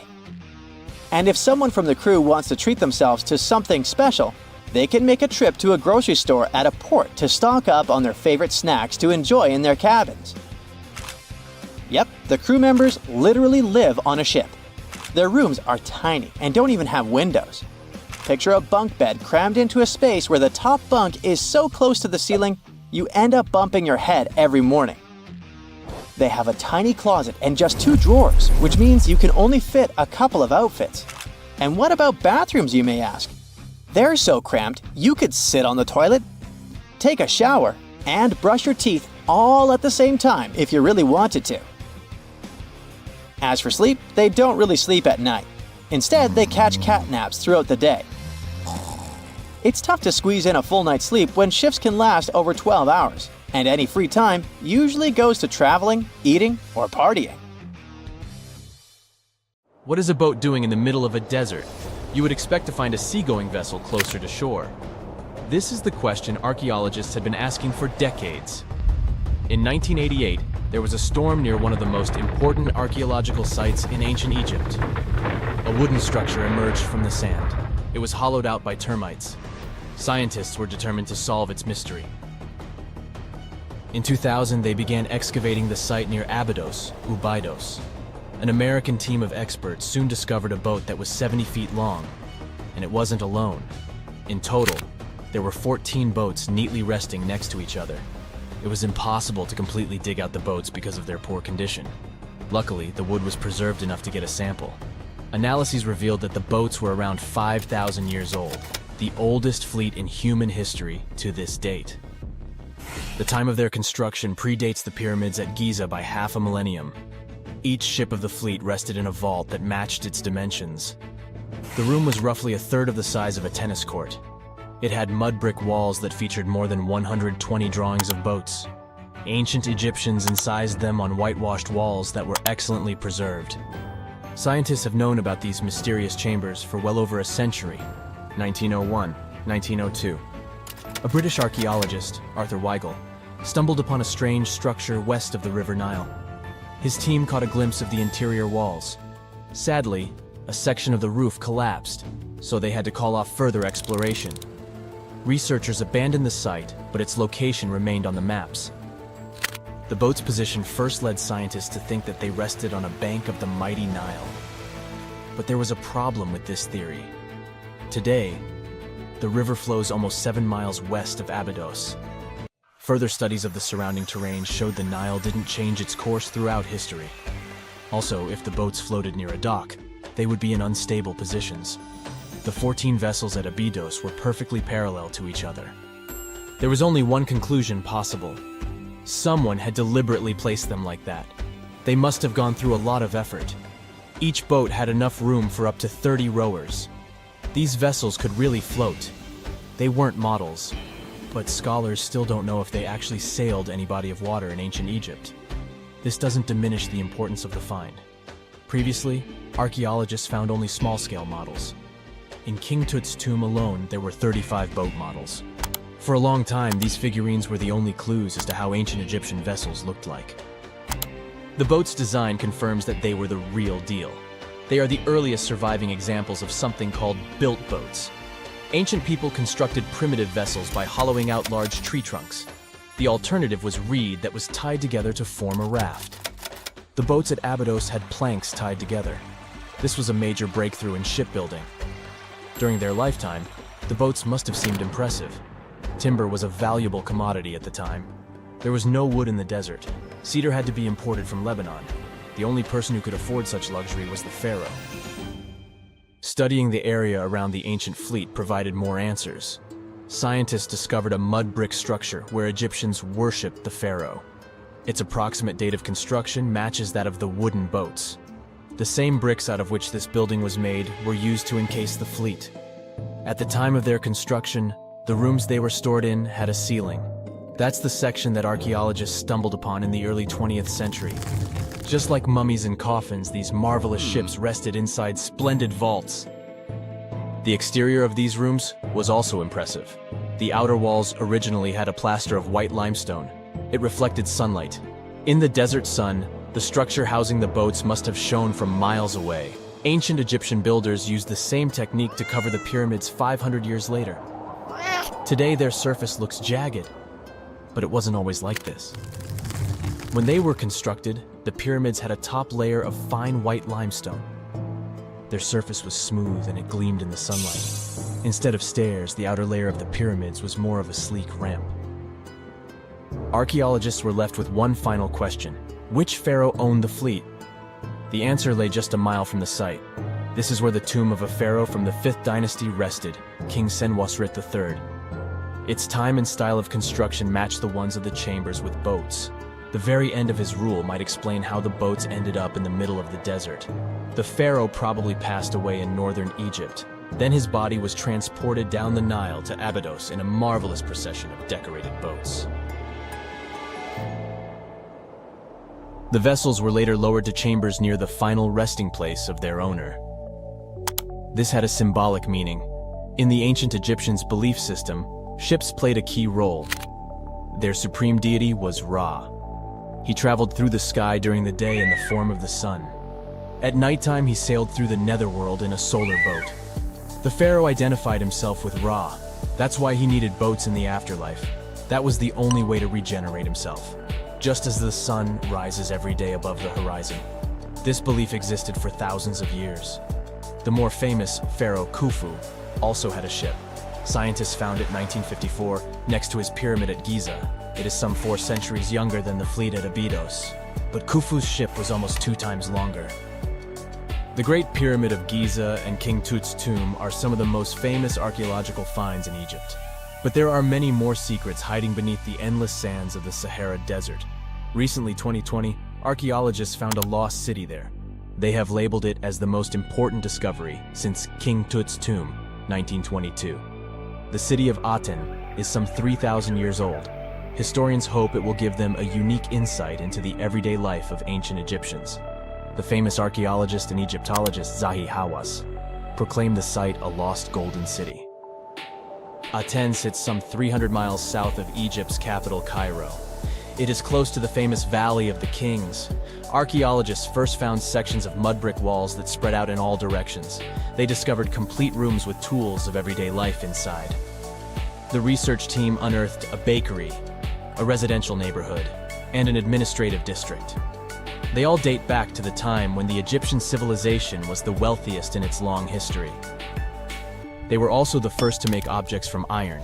In 1911, scientists found a set of iron beads near a village in Lower Egypt, El Girza. These are the earliest known iron artifacts. The discovery is literally out of this world. Ancient people made them by beating into shape a piece of a meteorite. The 9 beads were once part of an ornate necklace. They are now blackened and corroded, which is perfectly normal for a piece of jewelry that is over 5,000 years old. They consist of an iron-nickel alloy. Researchers were impressed by the skill of ancient jewelers who processed the beads. Their craftsmanship is more impressive when you think that they didn't know the stellar origins of the material. The Great Pyramid of Giza also has a remarkable feature. An international research group investigated the electromagnetic response of the structure to radio waves. They found that the pyramid has the ability to concentrate electromagnetic energy inside it. This occurred inside its chambers as well as under the pyramid's base. It contains an underground, unfinished chamber. It seems that the electromagnetic response is connected with the properties of limestone, the Great Pyramid's main building material. The research results might have a practical application. The way solar cells and nanosensors function could be improved by this remarkable find. Ships have been around for at least 6,000 years, dating back to ancient Egypt. In the beginning, they were used for trading and exploring. Ships as an attraction became a thing only a bit over 100 years ago, but the first cruise ship wasn't the infamous Titanic as you might think. The first cruise ship that took passengers on a voyage was a German ship called Prinzessin Victoria Louise back in 1900, and it served for 6 years. Modern ships are of course more advanced, but they still have a limited lifespan. They usually serve for about 30 years. A ship much older than that isn't considered safe and stable anymore due to the metal fatigue, most often of the ship's hull. After ships finish their lifespan, they retire and get sent to a shipyard, where they get scrapped. Most famous and beloved ships have a better fate. They get turned into hotels and attractions. Since ships are extremely expensive to build, no wonder that they are so huge, often as long as 3 football fields and as tall as 20-story building. The companies want to accommodate as many passengers as possible, because it means better profits. Also, cruise ship cabins are built separately from the ship, because otherwise there wouldn't be enough space for the construction. They're added to the vessel already in the shipyard, where the ship is put together. Quite often, different parts of the ship are even built by different companies. Voyages are fun, but if you need to get somewhere fast, cruise ships shouldn't be your first choice, because they are very slow. On average, they travel at the speed of just 23 miles per hour. Ships travel way slower than cars and planes, because they move huge amounts of water. Move on the ground and you're fast. Now step in a swimming pool and try to run there. It'll be way harder for you to do, and you'll be way slower, barely moving through. Now keep in mind that you are much smaller than a ship. As we've seen, ships are massive. When you put something in the water, it displaces the amount of water that is equivalent to its weight. So a ship displaces thousands of tons of water and then pushes through it. That's why they are slow. Such huge ships sure have big anchors. An average anchor weighs like 4 grown-up elephants. The crew members try to avoid dropping the anchor when it's possible, because such a massive thing can severely harm the ecosystems at the bottom of the sea. When boarding a ship, the first thing we have to notice is lifeboats. The Titanic was designed to carry 64 lifeboats, but it only had 20 of them. The rest is history, but ever since what happened to the Titanic, ships are required to have safety equipment to accommodate 125% of the people on the ship. So, it's even more than required, just to be on a safe side. But here is the story. In 1915, 3 years after the Titanic sank, a cruise ship called SS Eastland, which was loaded with extra lifeboats and rafts, sank under the heavy weight of all that extra equipment. But don't worry, it never happened again. Even though modern cruise ships are very safe, it's good to be prepared. So let's take a look inside one of those lifeboats. Firstly, they are orange in color, and it's not just some orange. This one has a special name, International Bright Orange. Of course, there is a good reason to use it, better visibility. If we take a look at the color wheel, orange is the exact opposite of blue, meaning that it's most contrasting to it. So, in between the sea and the sky, which usually appear blue, an orange boat will be the most visible. Life jackets and life preservers are orange for the same reason, as you might have guessed. But International Bright Orange only became a requirement in 1962. Before that, the life jackets were mostly white. For example, look at those life jackets. These are the ones that were used by the passengers on the Titanic. But white isn't a good choice at all. It's particularly hard to spot a white life jacket and a white lifeboat on a white-capped sea. All the equipment inside the lifeboats must meet international requirements and must be kept in good condition. So, the crew members are required to do maintenance every 3 months to avoid any rupture and damage of the lifeboats and everything in them. Firstly, there is a fresh water and food ration, for obvious reasons. Then there is a portable compass, which helps determine the direction in which to steer it. The next thing is a signaling mirror.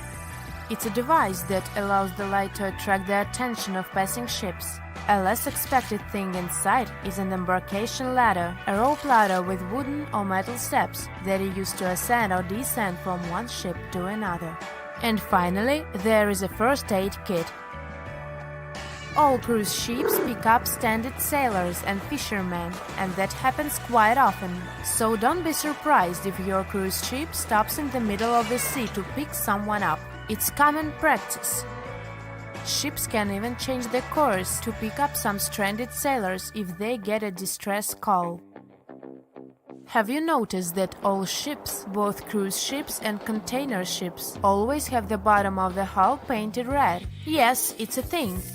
In early times, when ships were mostly made of wood, sailors were painting the hulls with copper paint, because it was protecting the vessel from wood-eating worms, barnacles, and seaweed. The copper was the ingredient that was giving the paint that color. All this muck wasn't only impairing the vessel's structure, but was also increasing the drag, preventing the ships from moving as fast as they could have. So, protective paint is important to reduce the number of barnacles that get accumulated. These days, of course, hull-protecting ingredients can be added to any kind of paint, and there is no practical need to paint the bottom of the hull red, but it's still being done to honor the old tradition. Still, even the most modern paint doesn't allow to completely avoid the growth of barnacles on the hull. Also, most ports don't even allow you to scrape those off the hull once you dock. That's because the ships that arrive from faraway waters can bring along non-native species of seaweed and other organisms which can severely harm the local ecosystem. Crew members sleep in that lower part of the ship, the underwater one. It's called a B-deck, and there are dorm-style rooms in the hull just for the crew members. Also, you might have noticed that there are numbers painted vertically on the side of the hull. The red background helps them stand out more, which is important since those numbers are crucial. They help you understand how much load the ship is carrying. The more weight there is on board, the lower in the water the vessel will sit. If you watched movies about pirates or heard sailors talk, you might have noticed that the ships are referred to as she and often have female names. It is an old tradition to consider a ship as a female figure, most often a mother or a female deity that is guiding and protecting the crew. It is also believed that the name of the ship brings good luck to the ship, as well as to the crew and the passengers. People who spend their lives in the sea have many superstitions regarding boats. Finding a cat aboard is considered good luck, even if the cat is black. They are very handy because they hunt mice, therefore keeping the ship clean and safe. But bananas aboard is a no-no. It's especially common among fishermen. They believe that if there are bananas in the boat, the fish won't.